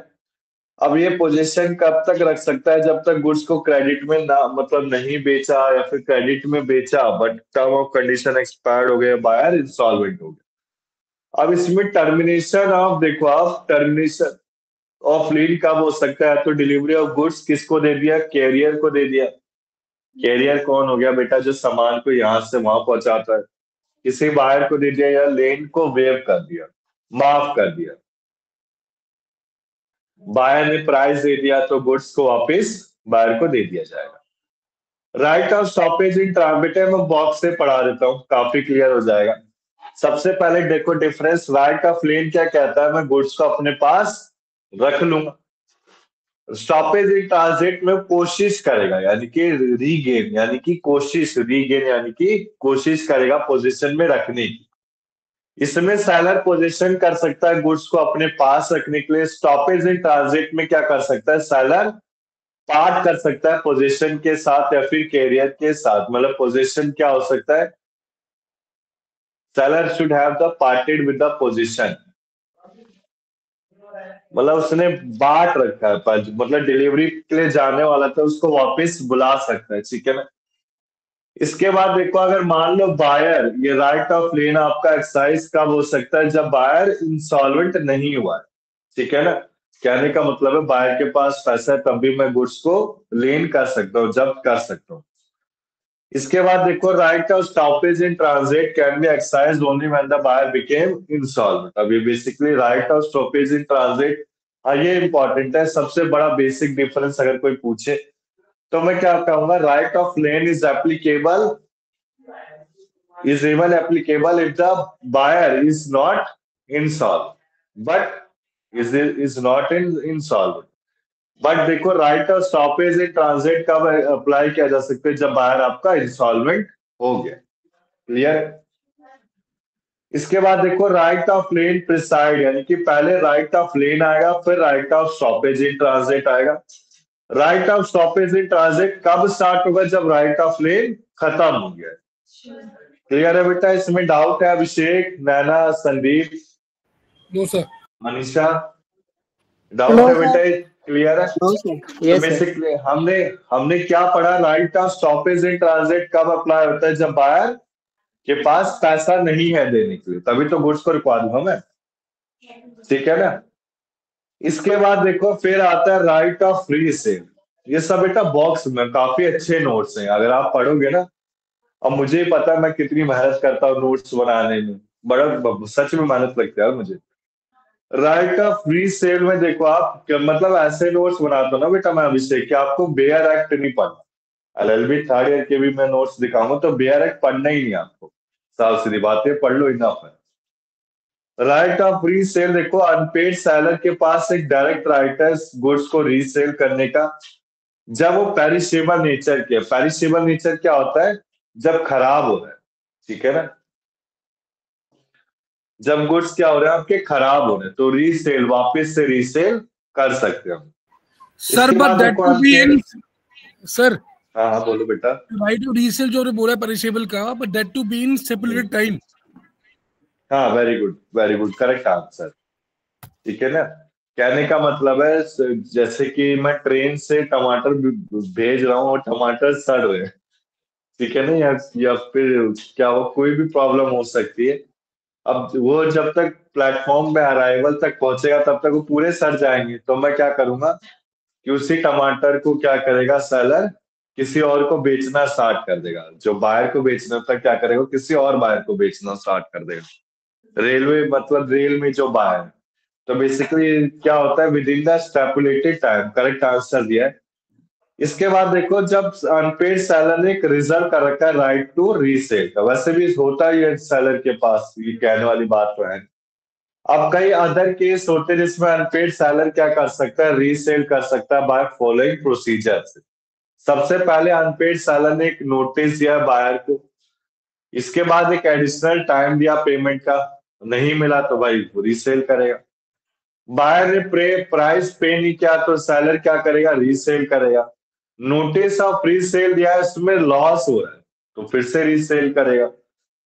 और नोटिस ऑफ रीसेल अगर नहीं दिया है तो सेलर रिकवर नहीं कर सकता लॉस का, तो वो क्या करेगा, therefore if there is any profit on resale he must return it to the original buyer। अगर कोई प्रॉफिट हो रहा है तो उसको किसको देना पड़ेगा, ओरिजिनल बायर को देना पड़ेगा। क्लियर है बेटा यहां तक? इसके बाद देखो, जब ओनरशिप ऑफ गुड्स आपकी ट्रांसफर होती है बायर को, ठीक है ना, तो एक right of with holding delivery होना चाहिए और एनी अदर राइट। अब यह क्या है एनी अदर राइट का यूज, और right of with holding the delivery. सबसे पहले देखेंगे, हम समझेंगे अगर ओनरशिप ऑफ गुड्स सोल्ड नहीं ट्रांसफर किया गया बायर को और बायर प्राइस को पे करना फेल कर, तो अनपेड सेलर क्या कर सकता है, रिफ्यूज कर सकता है। वेरी अच्छा है, रिफ्यूज कर सकता है delivery of goods to the buyer. अब इसी राइट को क्या कहते हैं, विद होल्ड करना डिलीवरी, यानी कि रिफ्यूज टू डिलीवरी। ठीक है ना। अगर विद होल्ड डिलीवरी अगर मैं कहूं तो इसका मतलब क्या होता है, रिफ्यूज डिलीवरी। क्लियर है बेटा, इसमें डाउट है? बोलो बेटा, नैना, अभिषेक, मनीषा, डाउट आया अभी तक किसी में? No sir.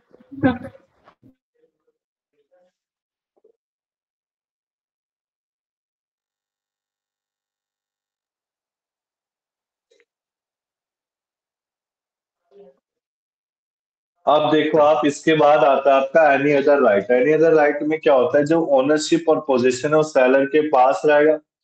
अब सेलर इसको गिफ्ट को यूज कर सकता है, गुड्स को रिसेल कर सकता है, ठीक है। अब बायर के लिए क्या क्या राइट है, इसको थोड़ा जल्दी जल्दी करते हैं, फिर पार्टनरशिप एक्ट स्टार्ट कर देंगे बेटा। पार्टनरशिप एक्ट मतलब हाफ हो ही जाएगा आज की क्लास में, इतना ही। सबसे पहला राइट है वो सूट कर सकता है रिकवरी ऑफ प्राइस के लिए, सूट कर सकता है डैमेजेस के लिए, ठीक है ना। सूट कर सकता है डैमेजेस के लिए और इंटरेस्ट के लिए सूट कर सकता है, ठीक। बता देता हूँ, देखो, suit for damages for repudiate. Repudiate मतलब वही कैंसिल करना contract before the due date of delivery of goods. So basically repudiates मतलब होता है पुट्स टू एंड्स, यानी कि वही कैंसिल करना, ठीक है। तो बायर क्या कर सकता है, कैंसिल कर सकता है contract before the due date of delivery of goods के। तो सेलर के पास क्या ऑप्शन है, वो क्या कर सकता है, कॉन्ट्रैक्ट को कैंसिल कर सकता है और बायर के लिए एक लीगल एक्शन जारी कर देगा, ठीक है ना। इसके बाद देखो, सूट कर सकता है डैमेज के लिए, सूट कर सकता है किसके लिए, इंटरेस्ट के लिए, ठीक। फिर आता है बेटा आपका effect of subsale of pledge by owner. Subsale का क्या इफेक्ट होता है, बेसिकली राइट ऑफ लेड और स्टॉपेज इन ट्रांजिट इफेक्ट नहीं होता बायर को सेलर को प्लेज करने के लिए, ठीक है ना। इसको देख लेना बेटा। इसके बाद देखो, right of parties in breach of contract, तो ये पढ़ लेना है, ठीक है ना। इसको खुद से कर लेना है, ये आपका होमवर्क ही है। ऑक्शन सेल क्या होता है, ऑक्शन सेल बेटा पढ़ा था हमने, मनीषा बताएंगे ऑक्शन सेल क्या होता है। हाँ भाई, बताओ बेटा मनीषा, ऑक्शन सेल क्या था? Sandeep, auction sale. Divya, sir voice आ सर, रही बोली है? लगाई जाती है सर सेल यहाँ ऑफ पे। The product in auctions. हाँ, वेरी गुड। और ये फाइनल ऑप्शन कब तक माना जाता है, last bid of the hammer, ठीक है ना। तो ऑप्शन सेल कहाँ यूज किया जाता है, बैंक के टर्म में, हमने बैंक में पढ़ा था। अब जैसे आप सब देखते होंगे इंस्टाग्राम रील की, कोई गाड़ी सस्ती मिल रही है तो गाड़ी कैसे मिलती है, उसका जब लोन पे नहीं किया जाता तो बैंक वाले क्या करते, गाड़ी अपने पास तो रखेंगे नहीं, कैसे भी करके उस गाड़ी को बेचते, सेल करते। तो कैसे करते, ऑक्शन सेल लगाते हैं, ठीक है ना। सर एक क्वेश्चन, जैसे कि हम मार्केट में गए और वहाँ पे तो सेल लगी होती है ना, कि भाई उस वाले सेल में और इस वाले सेल में क्या डिफरेंस है? उस वाले सेल में और इस वाले सेल, उस वाले सेल में क्या डिफरेंस होती है, जो जो बायर होता है, ठीक है ना, उस वाले सेल में हम क्या कर सकते हैं, अपने हिसाब से जो गाड़ी मतलब हमें लेनी होती है, तो उसमें बेटा वही लोन का कुछ वो नहीं होता, ऑप्शन सेल में लोन का होता है, ठीक है ना। और ऑप्शन सेल में एक तरह से एक ऑक्शनरी अपॉइंट किया जाता है बेचने के लिए, जिसको सारी नॉलेज होनी चाहिए। बट नॉर्मल सेल में क्या है, कोई भी आके सेल कर सकता है, ठीक है ना। तो बेसिकली देखो आप, ऑप्शन सेल एक सेल होता है जिसमें ऑक्शनरी एक एजेंट होता है सेलर का, वो इनवाइट करता है पर्सन को to bid for the goods sale, ठीक है ना। Knock down to the bidder, अगर बिडर का नॉक डाउन हो गया अनटिल, तो लास्ट बोली लग सकती है, उसके बाद उस किसके पास चला जाएगा, सेलर के पास, सॉरी बायर के पास। अब इसमें कुछ रूल्स हैं। सबसे पहले रूल्स क्या है, अगर मान लो लॉट्स में है तो deem to be lot, deem to be sold in lot माना जाएगा। सेल और ओनरशिप कब ट्रांसफर होगी, जब फाइनल फॉल ऑफ हैमर होता है। और बीडर क्या कर सकता है, retract his bid any time before auction sale is complete, यानी कि क्या कर सकता है, वो बोलता है ना कि 1 लाख, हाँ मतलब इससे ज्यादा कोई बोलना चाहता है तो ऑक्शन सेल जब तक पूरी नहीं होती तो बोली लगाता रहेगा। एक रिजर्व प्राइस और अपसेट प्राइस सब्जेक्ट रहता है, चिकने कितना प्राइस फिक्स रहेगा, इससे कम बेचना ही नहीं, चाहे कुछ भी हो जाए। सेलर यूज कर सकता है pretended bidding to raise the price, और सेल इसमें अवॉइडेबल होगा किसके ऑप्शन में, बायर के ऑप्शन, ठीक है ना। इसके बाद देखो आपका ऑप्शनरी वारंट करता है कि उसके पास अथॉरिटी है सेल करने के लिए, उसको कोई डिफेक्ट के बारे में अवेयर नहीं है वो, और हैंड ओवर कर रहा पोजिशन किसका, गुड्स का, जो प्राइस पे करे।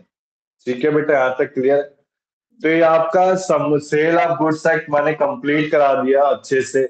इसमें हमने 4 चीजें पढ़ी, 4 यूनिट के एक बेसिक डेफिनेशन, फिर हमने पढ़ा ट्रांसफर, ओनरशिप पढ़ा, कंडीशन, वारंटीज पढ़ा, और लास्ट में क्या पढ़ा हमने, अनपेड सेलर, अनपेड सेलर पढ़ा। ठीक है, तो बेसिकली आप इसको पढ़ सकते हो बेटा। मैं अब आगे इसको, ये इसके एमसीक्यू एक बार ट्राई करने, ठीक है ना। अगर जिसको आंसर ना मिले तो नेक्स्ट क्लास में मुझे कह देना, मैं आंसर प्रोवाइड कर दूंगा इसके। ठीक है अभिषेक, बताओ बेटा। अभिषेक, संदीप, चले आगे हम। जी सर। क्वेश्चन अच्छे हैं बेटा ये सारे, अभी से पढ़ना स्टार्ट करोगे तो दिक्कत नहीं होगी। और ये इजी नोट्स से किसके, वही सेल के, ठीक है ना। तो इसको देख लेना, अगर जिसको पूरा लेंथी नहीं पढ़ना तो ये भी पढ़ लेगा तो भी इनफ है। ठीक है, ये वही सारी चीजें हैं बेटा, बस ये क्या अच्छे तरीके से दिए, काफी छोटे फॉर्म में, तो आपको सहूलियत रहेगी। बताओ बेटा मनीषा, दिव्या, वॉइस आ रही है?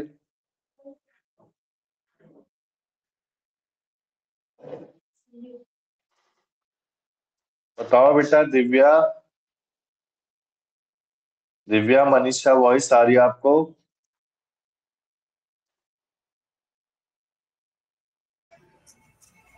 आ रही है सर। आ रही है ना? हेलो, आप पढ़ सकते हो। हाँ जी बेटा, हाँ जी। सर। अच्छा अच्छा, अब हट गया ना म्यूट? हाँ जी, हाँ जी, ठीक है। ठीक, तो आप क्या, आप में से कोई जॉब भी करता है बेटा क्या संडे वाले दिन, कि सब घर में ही रहते हैं? सर संडे को तो घर ही होते हैं। तो बेटा क्लास तभी तो बोलता है संडे, यार एक संडे ले लो क्लास। अब देखो क्लास में हमने लिया तो कितनी नॉलेज हो गई, ठीक है ना। तो क्लास डेली बेसिस पे लो यार, ये नहीं कि हम बस यूट्यूब से ही देख लेंगे, तो वो मजा नहीं रहता, फिर डाउट भी क्लियर नहीं होते। सर ठीक है ना? लास्ट क्लास रिकॉर्ड नहीं हुई थी, उसका मैसेज या कुछ लिंक आया नहीं इस बार। लास्ट क्लास का? हाँ जी, नहीं रिकॉर्ड हुआ है बेटा, बट शेयर नहीं हुआ। हुई है लास्ट। लिंक शेयर नहीं हुआ। अच्छा, लिंक शेयर नहीं हुआ? नहीं,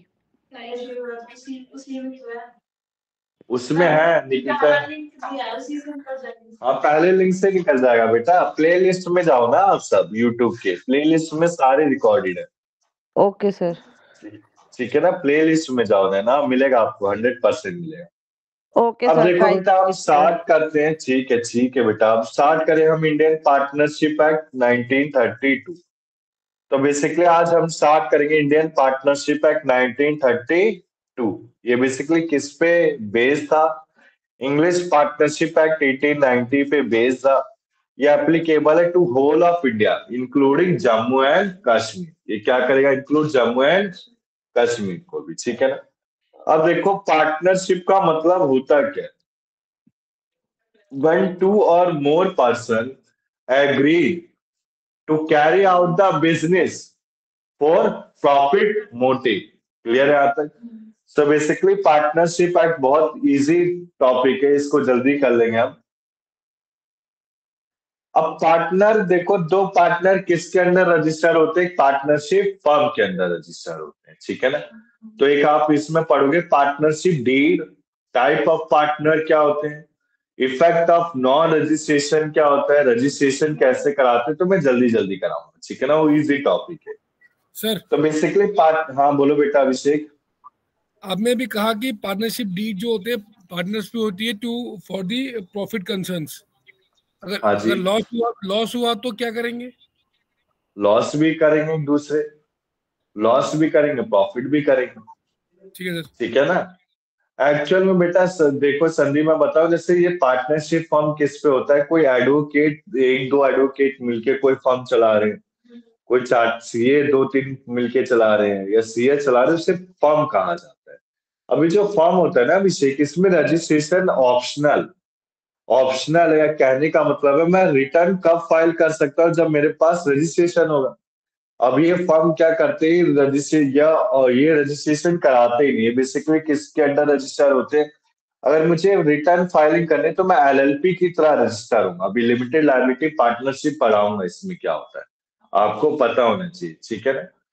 तो अगर मुझे, जैसे मैं कोई कंपनी में कोई काम करता है, कंपनी की रिटर्न फाइलिंग करता है, तो कंपनी रजिस्टर होती है एमसी की साइट में, ministry of corporate affair. But partnership में क्या है, रजिस्ट्रेशन ऑप्शनल। बस ये बेटा पार्टनरशिप क्या है, थ्योरेटिकल कॉन्सेप्ट है। जो एक्चुअली में कॉन्सेप्ट है वो एलएलपी होता है। जो पार्टनर रजिस्टर्ड होते हैं वो एलएलपी के बिहाफ पे होते हैं। क्लियर है ना अभी से की चीज आपको? क्लियर है बेटा? चले आगे अब हम। तो बेसिकली पार्टनरशिप क्या होता है, जब दो या दो से ज्यादा पार्टनर बिजनेस को स्टार्ट करने का सोचते हैं प्रॉफिट मोटिव के लिए, और प्रॉफिट और लॉस दोनों के, लॉस भी शेयर करेंगे, प्रॉफिट भी शेयर करेंगे, ठीक है ना। सो बेसिकली किसके अंडर रजिस्टर होते हैं, फर्म नेम के अंदर। फर्म नेम होता है उसके अंदर यूज किया जाता है। अभी जो पार्टनरशिप फर्म है वो लिमिटेड वर्ड को यूज नहीं कर सकता है, can not use the word of limited. अब देखो एसेंशियल एलिमेंट्स क्या है पार्टनरशिप करने के लिए। सबसे पहला, दो पार्टी होने चाहिए, ठीक है ना। और पार्टीज क्या होने चाहिए, नेचुरल या आर्टिफिशियल होने चाहिए। एग्रीमेंट पार्टीज का कैसा होना चाहिए, ओरल, राइटिंग, एक्सप्रेस। ये राइटिंग में ही होता है बेटा बेसिकली। अब पार्टनर रजिस्टर्ड हुए तो उनका प्रॉफिट शेयर होगा, बिजनेस एक साथ कैरी आउट करेंगे, ठीक है ना। अब इसमें इंपॉर्टेंट पॉइंट भी पढ़ते हुए चल रहे हैं कि एचयूएफ के मेंबर जो फैमिली बिजनेस कर रहे हो पार्टनर नहीं हो, ठीक है ना। अब देखो इसके बाद आता है आपका माइनर। हाँ देखो अब इंपॉर्टेंट है। So minor can be a partner in the partnership firm. Minor can become a partner with the consent of all major partner. सारे मेजर पार्टनर का अगर कंसेंट है तो माइनर क्या हो सकता है, आपका पार्टनर हो सकता है, ठीक है ना। वो बेसिकली क्या कर, वो मीटिंग को अटेंड नहीं कर सकता बेटा, ठीक है ना। पार्टनर मीटिंग को अटेंड नहीं करेगा, ठीक। तो इसमें बता रखा है कि प्रॉफिट को शेयर करेगा, प्रॉपर्टी को शेयर करेगा, अकाउंट्स ऑफ फर्म को इंस्पेक्ट करेगा, कॉपी ऑफ अकाउंट्स को टेक करेगा, ठीक। लायबिलिटीज ऑफ माइनर में माइनर पर्सनली लायबल नहीं रहेगा, share in the firm is liable रहेगा। मतलब माइनर हर शेयर के लिए भी लायबल रहेगा। क्लियर है बेटा? यहाँ तक डाउट है किसी को? बोलो हाँ। सर स्लीपिंग पार्टनर को हम कह सकते हैं क्या माइनर? कह सकते हैं बेटा, मैं बोल रहा हूँ ना मनीष, ये बेटा थ्योरेटिकल कॉन्सेप्ट है, रियल लाइफ में एग्जिस्ट नहीं करता है, ठीक है ना। क्या है माइनर बताता हूँ। जैसे हमने वो पढ़ा था ना फैमिली लॉ, हिंदू लॉ में हिंदू अनडिवाइडेड फैमिली पढ़ा था। हाँ तो हाँ, जो प्रिंसिपल के अकॉर्डिंग काम करता था कर्ता के अंदर, तो जो हाँ हाँ बोलो बेटा। सर अगर बाई चांस तीन पार्टनर में अगर एक पार्टनर स्लीपिंग है तो that can be a minor और that can be major only. दोनों हो सकता है। अगर उसे प्रॉफिट को शेयर करना ही है तो प्रॉपर्टी भी शेयर कुछ भी हो सकता है वो तो। दोनों बेटा, दोनों ही होता है, ठीक है ना। अब इसमें बेटा ये जो बॉक्स बना रखा है ना, ये इंपॉर्टेंट है। इलेक्शन ऑन मेजोरिटी, सबसे पहले माइनर का मेजोरिटी अटेंड करेगा 18 साल के बाद, ये तो बताइए हमें। सो बेसिकली अगर नॉलेज मिल गई पार्टनरशिप को कि मेजोरिटी अटेंड कर रहा है, या फिर उसने 6 महीने का नोटिस दिया पार्टनर को इलेक्ट होने, मतलब partner to be elected as a partner in the firm, 6 महीने का नोटिस दिया। मान लो माइनर फेल है नोटिस देने के लिए, तो क्या वो पार्टनर कहलाया जाएगा on the expiry of 6 month, यानी कि अगर वो अपॉइंट किया गया अपॉइंट होने के 6 महीने के बाद। क्लियर है बेटा? तो जो टाइम पीरियड है इसे लर्न कर लेना, एग्जाम में आया हुआ क्वेश्चन है कि 6 महीने के बाद वो क्या हो जाता है, आपका माइनर हो जाता है, ठीक है ना। अब इलेक्शन ऑफ मेजोरिटी में देखो, सबसे पहले पार्टनर अगर इलेक्ट होता है तो फुल फ्लैज लायबिलिटीज को बियर करेगा सारी। अगर माइनर इलेक्ट नहीं होता पार्टनर को तो उसके जो लाइबिलिटीज है वो माइनर के बिहाफ पे रहेंगे, उसको एक पब्लिक नोटिस देना पड़ेगा, ठीक है ना, और he shall be entitled to sue the partner for his share of property. ठीक, अब आता है बेटा important topic partnership deed. So partnership deed जैसे कि कंपनी का प्रोस्पेक्टस होता है, प्रोस्पेक्टस में सारी इंफॉर्मेशन होती है कंपनी की, मेंबर की, ऑफिस की, एड्रेस की, प्लेस की, कब कितने डायरेक्टर हैं, कितने एम्प्लॉय हैं, कितने शेयर होल्डर हैं, कब इसकी मीटिंग हुई थी, एनुअल जनरल मीटिंग, ईजीएम कब हुई थी। सेम बेटा आपका पार्टनरशिप डीड होता है, इसमें सारी इंफॉर्मेशन होती है।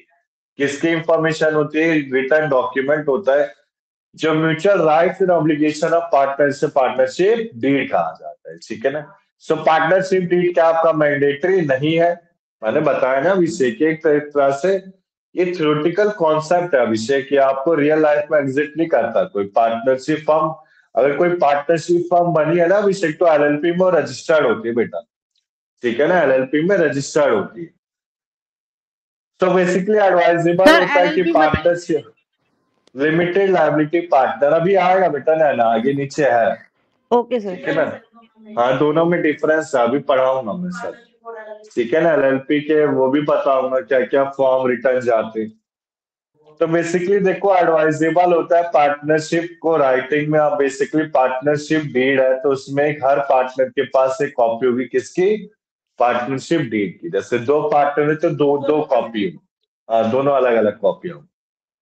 अब अगर फर्म रजिस्टर्ड है तो एक कॉपी ऑफ डीड किसके पास जाती है? रजिस्ट्रार ऑफ फर्म के ऊपर। रजिस्ट्रार ऑफ फर्म कौन सा होता है? आरओसी, रजिस्ट्रार ऑफ कंपनीज, ठीक है ना। मैंने बता रखा है, एलएलबी थर्ड ईयर में कंपनी लॉ मैंने स्टार्ट कराया, हाँ ट्रिब्यूनल में बताया था मैं, ठीक है ना।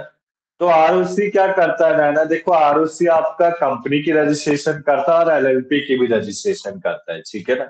मैं आरओसी की साइट को ओपन करके खैर खुलवा दूंगा नेक्स्ट क्लास में कि आरओसी की साइट में एलएलपी की रिटर्न फाइलिंग होती है सारी, एमजीटी फॉर्म जाते हैं, एजीटी फॉर्म जाते हैं, वही आपका क्या जाता है? कंपनी के फॉर्मेशन, वाइंडिंग अप सब कौन करता है? एमसीए करता है। और एमसी को चला कौन रहा है? एमसी साइट है बेटा, MC www.mc.gov.in, ministry of corporate affair, ठीक है ना। इसको चला कौन है? आरओसी चला रहा है, रजिस्ट्रार ऑफ कंपनी चलाता है, ठीक है। सो बेसिकली पार्टनरशिप डीड के कंटेंट क्या है बेटा, आप इसको पढ़ सकते हो, इजी टॉपिक है। Firm name, address, detail of business, address of business, place, profit sharing ratio. Profit sharing में बेटा दोनों आते हैं, प्रॉफिट और लॉस दोनों आता है। बट एक्चुअल लाइफ में आपको अगर मैं अभिषेक इंफॉर्मेशन देना चाहूँ, जैसे कोई पार्टनरशिप फर्म, अब जैसे मैं एडवोकेट बना, मैंने अपने एक दो दोस्तों के साथ फर्म खोली, तो फर्म में बेटा एक्चुअल लाइफ में कोई पीएसआर नहीं होता, प्रॉफिट शेयरिंग रेशियो। बताऊं काम क्या होता एक्चुअल में? होता क्या कि जो काम लाएगा उसको उसका प्रॉफिट मिलेगा, आए समझ, बट लॉस सब एक साथ बियर करेगा। समझ गए ना बेटा आप अभिषेक? लॉस एक साथ सब बियर करेंगे, तीन के तीन पार्टनर, बट तीनों में कोई एक बंदा ला रहा है तो एक, जैसे अमित पार्टनर, तो अमित को उसका शेयर मिलेगा अगर वो काम ला रहा है, और सुमित को अपना शेयर मिलेगा, सुमित काम ला रहा है। समझ गए ना बेटा अभिषेक ये चीज? बताओ अभिषेक, क्लियर है? सर एक बात पूछनी नहीं है। हाँ हाँ बोलो बेटा। ए और बी दो पार्टनर है, हाँ जी, और आउट ऑफ टोटल 100% 50-50 डिवाइड हुआ। अब कल को जो बी पार्टनर है वो तो सोता रहता है और ए पार्टनर काम करता रहता है, तो बी पार्टनर बेटा कैपिटल में पैसा भी तो लगा रहा है, स्लीपिंग पार्टनर शेयर करता है, प्रॉफिट और लॉस शेयर करेगा बेटा वो। लेकिन वो क्यों ए पार्ट का प्रॉफिट खाएगा? अगर आप प्रॉफिट को इक्वल बांट रहे हो और बी समझे नहीं ना बेटा, वो इसलिए खाएगा क्योंकि वो पैसा तो लगा रहा है, कंट्रीब्यूट तो दे रहा है ना अपना। इसका मतलब काम करे ही नहीं। नहीं अभिषेक मैं बताता हूँ, देखो एक्चुअली में होता क्या है, जो प्रॉफिट शेयरिंग रेशियो होता है वो लॉसेस के लिए बनाया जाता है, ठीक है ना। प्रॉफिट शेयरिंग रेशियो में प्रॉफिट क्या होता है? जो पार्टनर काम ले रहा है बस उसी को उसका प्रॉफिट मिलेगा, एक्चुअल बिजनेस में जैसे कलयुग है, कलयुग में सबको अपना अपना मिलेगा, तो ऐसे पार्टनरशिप में होता है। पार्टनरशिप में जो पार्टनर काम लाएगा उसको उसका शेयर मिलेगा। अब आया बेटा समझ में? आ गया सर। ठीक है ना। हम बेटा बुक्स कॉमर्स स्टूडेंट है तो हमें बुक्स में सिखाया जाता है कि इक्वल रेशियो है, 3:1 है, 1:3, ऐसा कुछ नहीं होता रियल लाइफ में। इसमें जो अगर पार्टनर, हाँ इसमें अगर हाँ बोलो बोलो बेटा। बी पार्टनर है, अगर वो कुछ काम नहीं लेके आ रहा है तो तो उसे नहीं मिलेगा। तो नहीं मिलेगा ना उसे। नहीं मिलेगा। बस एक सैलरी डिसाइड होती है कि मिनिमम सैलरी फर्म देगी, ठीक है ना, कि मिनिमम सैलरी 20,000 मिल रही है तो 20,000 कि म्यूचुअल अंडरस्टैंडिंग से होता है भाई। हाँ कोई ऑपरेशन संभाल रहा है, कोई सेल संभाल रहा है, कोई हाँ वेरी गुड फाइनेंस संभाल रहा है, तो इस तरीके से डिस्ट्रीब्यूशन होता है। इसको तो हम पार्टनरशिप में नहीं डाल सकते ना। सब होता है उसमें डला हुआ, सारी कंडीशंस लिखी होती है, कौन क्या संभालेगा और उसके ऊपर किस बेस पे उसका प्रॉफिट जनरेट होगा। ओके ठीक है, थैंक यू। ओके ठीक है ना। तो बेसिकली देखो पार्टनरशिप डीड में firm name, address, profit sharing, duration, ये सब आती है, ठीक है ना बेटा। अब इसके बाद देखो डिफरेंस बिटवीन पार्टनरशिप एंड को ओनरशिप, तो ये सब पढ़ सकते हो आप। पार्टनरशिप एक एग्रीमेंट से, ये एग्रीमेंट नहीं होता, मतलब इसमें सारी चीजें को ओनरशिप में ऐसा कुछ नहीं होता, ठीक है ना। मतलब को ओनरशिप एक तरह से मैंने एक भाईचारे के तौर पे काम कर लिया और कुछ नहीं। इसके बाद देखो टाइप ऑफ पार्टनर आज हम खत्म कर देंगे। टाइप ऑफ पार्टनर में देखो आपके दो होते हैं, पार्टनरशिप एट विल और पर्टिकुलर। पर्टिकुलर क्या है, टाइम पीरियड के बाद खत्म हो सकता है, पर पार्टनरशिप एट विल चलता रहेगा for infinite period of time, ठीक। अब टाइप ऑफ पार्टनर में सबसे पहले आता है active partner. Active partner, sleeping partner, secret partner, limited partner, profit partner, nominal partner. Nominal में दो होते हैं, एस्टोपल और होल्डिंग ऑफ, ठीक है ना। तो यार इसका डिफरेंस भी है, डिफरेंस चलो नेक्स्ट क्लास में दिखाता हूँ मैं, ठीक है ना। तो मैं पहले बता देता हूँ एक्टिव पार्टनर क्या होता है। जो मैनेजमेंट में एक्टिवली पार्ट करता है, उसकी लायबिलिटी फर्म डेब्ट के लिए अनलिमिटेड है। वो आउटसाइडर को पता है उसके बारे में कि इस बिजनेस फर्म में पार्टनर अपॉइंट किया गया है, ठीक है। प्रॉफिट को शेयर करेगा वो फुल फ्लैश पार्टनर। फिर आता बेटा स्लीपिंग पार्टनर। स्लीपिंग पार्टनर कौन होता है, जो बिजनेस में पार्ट नहीं करता, ठीक है ना, बस कंट्रीब्यूट करेगा कैपिटल में, प्रॉफिट और लॉस में शेयर करेगा। आउटसाइडर को उसके बारे में, आउटसाइडर को दो पार्टनर के बारे में पता होता है, स्लीपिंग और सीक्रेट पार्टनर के बारे में, ठीक है ना। स्लीपिंग पार्टनर फर्म को रिटायरमेंट दे सकता है without giving any public notice. Clear है बेटा यहां तक? कोई डाउट है इसमें? No sir. फिर आता है देखो सीक्रेट पार्टनर। सीक्रेट पार्टनर क्या होता है, कंट्रीब्यूट करता है कैपिटल में, बिजनेस में टेक एक्टिव पार्ट करेगा, शेयर इन प्रॉफिट और लॉस ऑफ द फर्म। इसका जो लायबिलिटी वो क्या होगी, अनलिमिटेड होगी। उसका कनेक्शन आउटसाइड, मतलब आउटसाइड वर्ल्ड को उसके बारे में कुछ इंफॉर्मेशन नहीं होगी। इसके बाद देखो लिमिटेड पार्टनर आता है। सो बेसिकली जो लिमिटेड पार्टनर है, लिमिटेड है किससे, extent of his share, capital, profit of the firm. ये बेसिकली एक्टिव पार्ट नहीं करता किसमें, बिजनेस में। फर्म अगर डिस्क्लोज हो गया है, firm is not disclose in the event of his death, lunacy, bankruptcy, यानी कि अगर मान लो फर्म बंद नहीं होगा किसके, पार्टनर के डेथ से, पागल होने से, या फिर बैंकरप्सी, दिवालिया होने से। इसके बाद देखो partner in profit only. Basically partner का प्रॉफिट में ही शेयर रहेगा, ना कि लॉस में रहेगा। उसकी लायबिलिटी क्या है, अनलिमिटेड। वो बेसिकली बिजनेस में ये पार्ट नहीं कर सकता, उसका पार्टनर एसोसिएटेड रहेगा उसके मनी और गुडविल, ठीक है। इसके बाद देखो नॉमिनल पार्टनर आता है। सो बेसिकली नॉमिनल पार्टनर क्या होता है, जो अपना नाम देता है, रेपुटेशन देता है फर्म के बेनिफिट के, ठीक है ना। इसमें क्या होता है, टू रिप्रेजेंट हिमसेल्फ। तो देखो आप, अब इसमें दो आते हैं, पार्टनर बाय एस्टोपल और पार्टनर बाय होल्डिंग आउट। इसको अच्छे से करना है। So basically partner by estoppel क्या होता है, जो अपने बिहेवियर से बताता है कि पार्टनर है, किसका पार्टनर है, बिजनेस का। और होल्डिंग आउट क्या होता है? जो आपको अलाउ करता है, नॉनली अलाउ करता है firm to he is the partner of the firm, मतलब अलाउ करेगा। सबसे पहला क्या करेगा? अपने बिहेवियर से बताएगा एस्ट्रोपल, और दूसरा अलाउ करता है हाँ जी मैं हूं इस फर्म का, ठीक है ना। एक एग्जांपल दे रखा, आप पढ़ सकते हो, जैसे कि जलज है जो पार्टनर है, बट रामू को उसने क्या बोला कि अल्फा एंटरप्राइजेस का पार्टनर है। अब उसके इंप्रेशन से रामू ने सेल कर दिया goods to the firm. Later firm is unable to pay the amount, Ramu can recover the amount from Jalaj. Here Jalaj is a partner by estoppel. इसमें जलज का एक पार्टनर है, किससे? एस्ट्रोपल से। क्लियर है बेटा ये चीज? बताओ अभिषेक। यस सर क्लियर है।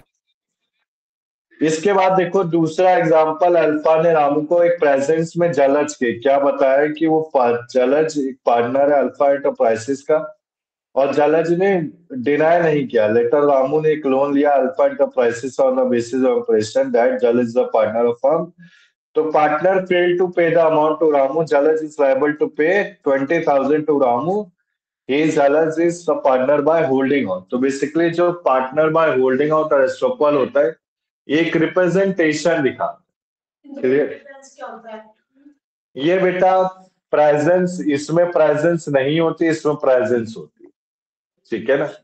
जो एस्ट्रोपल है इसमें प्रेजेंस नहीं होती है, और जो होल्डिंग आउट है इसमें प्रेजेंस होती है पार्टनर, ठीक है ना। इसके बाद देखो पार्टनरशिप में क्रिएशन ऑफ कॉन्ट्रैक्ट है, कॉन्ट्रैक्ट से क्रिएटेड किया जाता है, स्टेट से क्रिएट नहीं किया जाता है, ठीक है।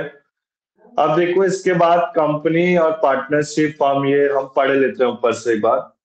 पार्टनरशिप इंडियन पार्टनरशिप के अंडर आता है, ये आपका इंडियन कंपनीज एक्ट 2013 के अंदर आता है।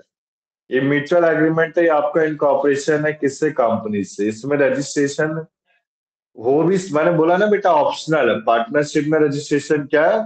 ऑप्शनल है, बट कंपनी में क्या है? कंपलसरी है। इसमें मैनेजमेंट ऑफ कंसर्न कौन करेगा? पार्टनर खुद से करेगा। इसमें कौन करेगा? कंपनी करेगी। इसमें लायबिलिटी क्या? लिमिटेड, इसमें लिमिटेड, ठीक है ना। इसमें लिमिटेड वर्ड यूज नहीं कर सकते, इसमें यूज कर सकते। इसमें डिसोल्यूशन नहीं होता, इसमें होता है सेपरेट लीगल एंटिटी, यानी कि पार्टनर मेंबर से अलग है, पार्टनर फर्म से अलग है, नहीं इसमें नहीं होता। बट कंपनी में क्या होता है? एम्प्लॉय कंपनी से अलग होते हैं। इसमें म्यूचुअल एजेंसी होती है, इसमें नहीं होती। इसमें ऑडिट नहीं है, इसमें ऑडिट रिक्वायर्ड। मेंबर्स बता रखे बेटा, वैसे पार्टनरशिप फर्म में 2 से 50 है। जो 100 है ना, 100 को हटा के कितना कर दिया गया? 50। तो अगर आपसे क्वेश्चन आता है एग्जाम में कि पार्टनरशिप फर्म में कितने मिनिमम नंबर है और मैक्सिमम, तो आप क्या बोलेंगे? मिनिमम 2 है और मैक्सिमम 50। वो तो 100 बेटा अभी है ना, वो हटा दिए। इसमें देखो प्राइवेट कंपनी में 2 से 200 होते हैं, और गवर्नमेंट कंपनी में कितने होते हैं? 7 से अनलिमिटेड। 7 से अनलिमिटेड होते हैं, ठीक है ना। इसके बाद देखो पार्टनरशिप और एलएलपी।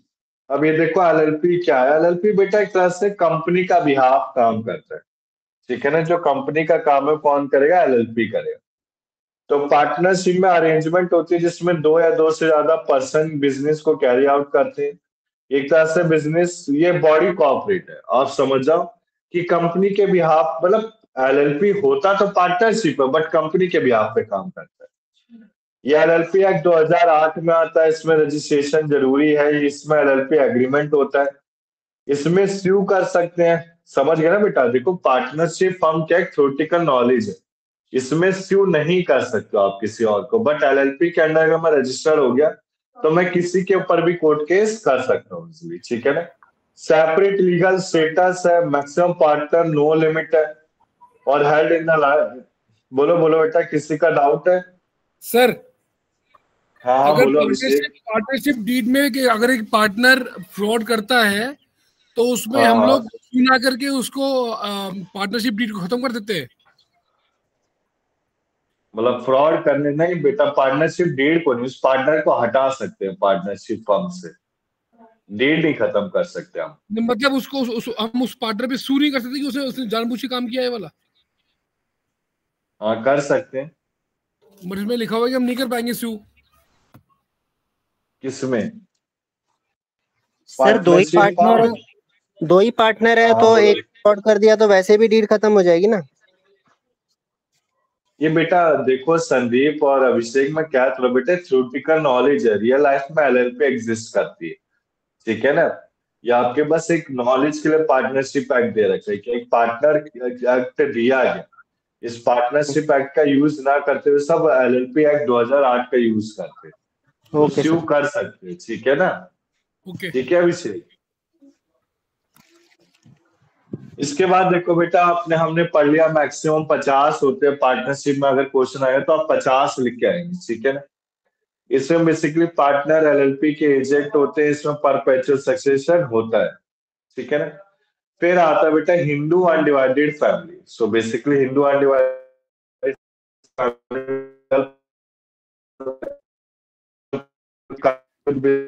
संभालता है, मैनेज करता है। सर वॉइस ब्रेक हो रही है। आपका बेटा वाईफाई वो होगा, अभी वाईफाई में दिक्कत आ रही होगी ना। ठीक है, आप क्लियर आ रही है वॉइस? क्लियर है सर, बीच में हुई थी थोड़ी सी। अब क्लियर है सर। ठीक है बेटा, ठीक। देखो आप शेयर ऑफ प्रॉफिट बेसिकली क्या है, इसमें हिंदू अनडिवाइडेड फैमिली में कोई प्रॉफिट का शेयर नहीं होता है। प्रॉफिट का एसेंशियल हर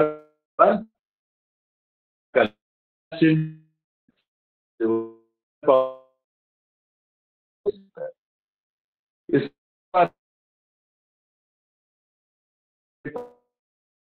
देखो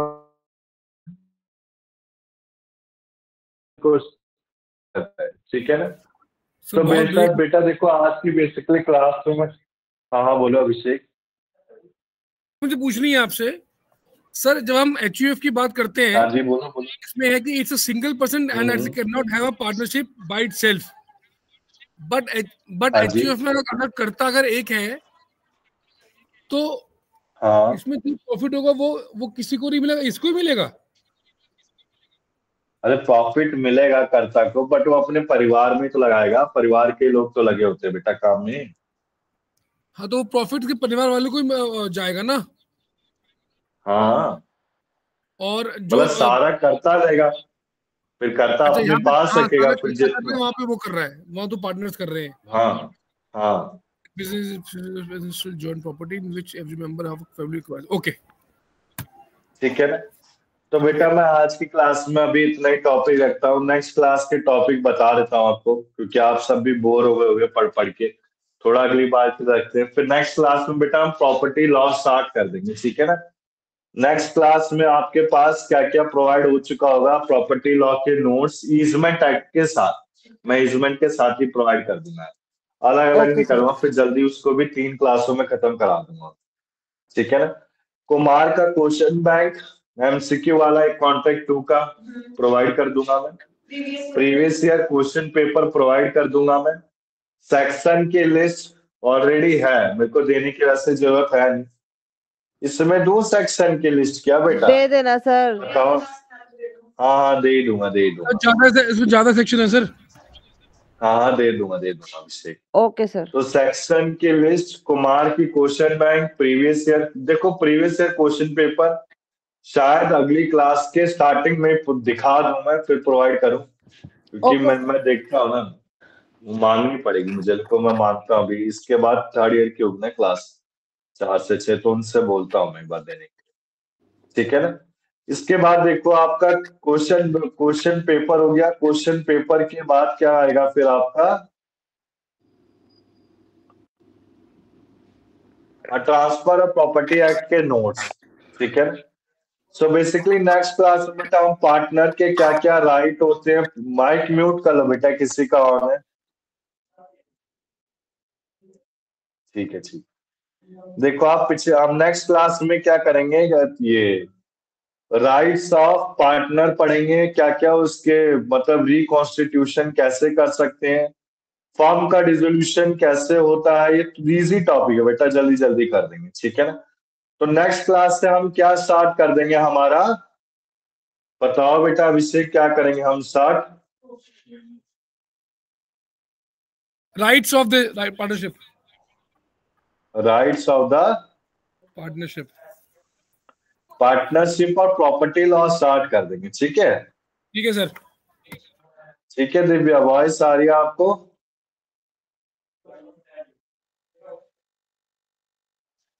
बोलो बेटा दिव्या, डाउट है कोई आपका?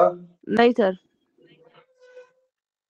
बेटा नेक्स्ट क्लास में कोशिश करेंगे कि आएंगे एक बार, भाई साल का आखिरी है तो इस साल का लास्ट क्लास है, क्लास अगले साल से नई क्लासेस स्टार्ट होंगी आपकी। ओके सर, आएंगे सर। अच्छा 29 का है संडे? हाँ तो 29 को ही मेक तो श्योर लास्ट वीक सर, कोशिश छुट्टी, करूंगी मैं पूरी। क्योंकि यार वैसे भी छुट्टी होगी सबकी 1 तारीख की, 1 जनवरी 31 की, ठीक है ना? Okay sir. तो नेक्स्ट क्लास में आना है बेटा। आज की क्लास मैंने इतनी रखी है, काफी ज्यादा पढ़ लिया हमने सेल ऑफ गुड्स पार्टनरशिप। इस बार बेटा मैं सही स्पीड में चल रहा हूँ, 3 क्लासों में पूरा वो करा दूंगा, ठीक है ना? और ओके अब सर। नोट्स अच्छे प्रोवाइड करूंगा। बस बेटा जो इंटरप्रिटेशन ऑफ स्टैट्यूट्स है ना और लीगल और ज्यूरिस्डिक्शन थ्योरी, वो आपको परेशान करेगा, बहुत ज्यादा ही परेशान करेगा, ठीक है ना? तो उसके भेज दूंगा अच्छे से नोट्स में, क्वेश्चन बैंक भी भेजूंगा उसका, ठीक है? कोई डाउट है? नो बताओ सर। बेटा Abhishek. No sir, thank you.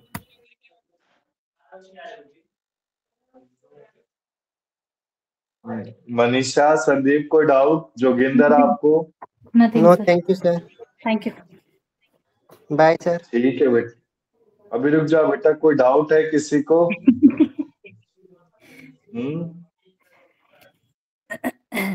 Sir Sandeep रोकिए पहले।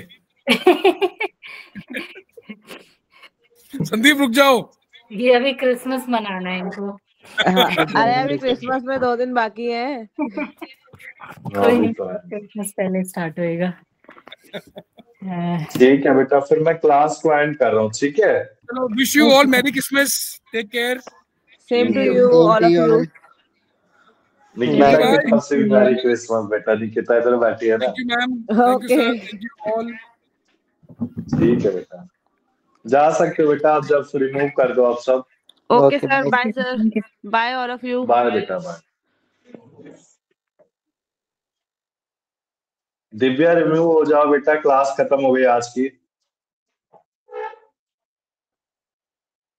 दिव्या वॉइस आ रही, रिमूव हो जाओ।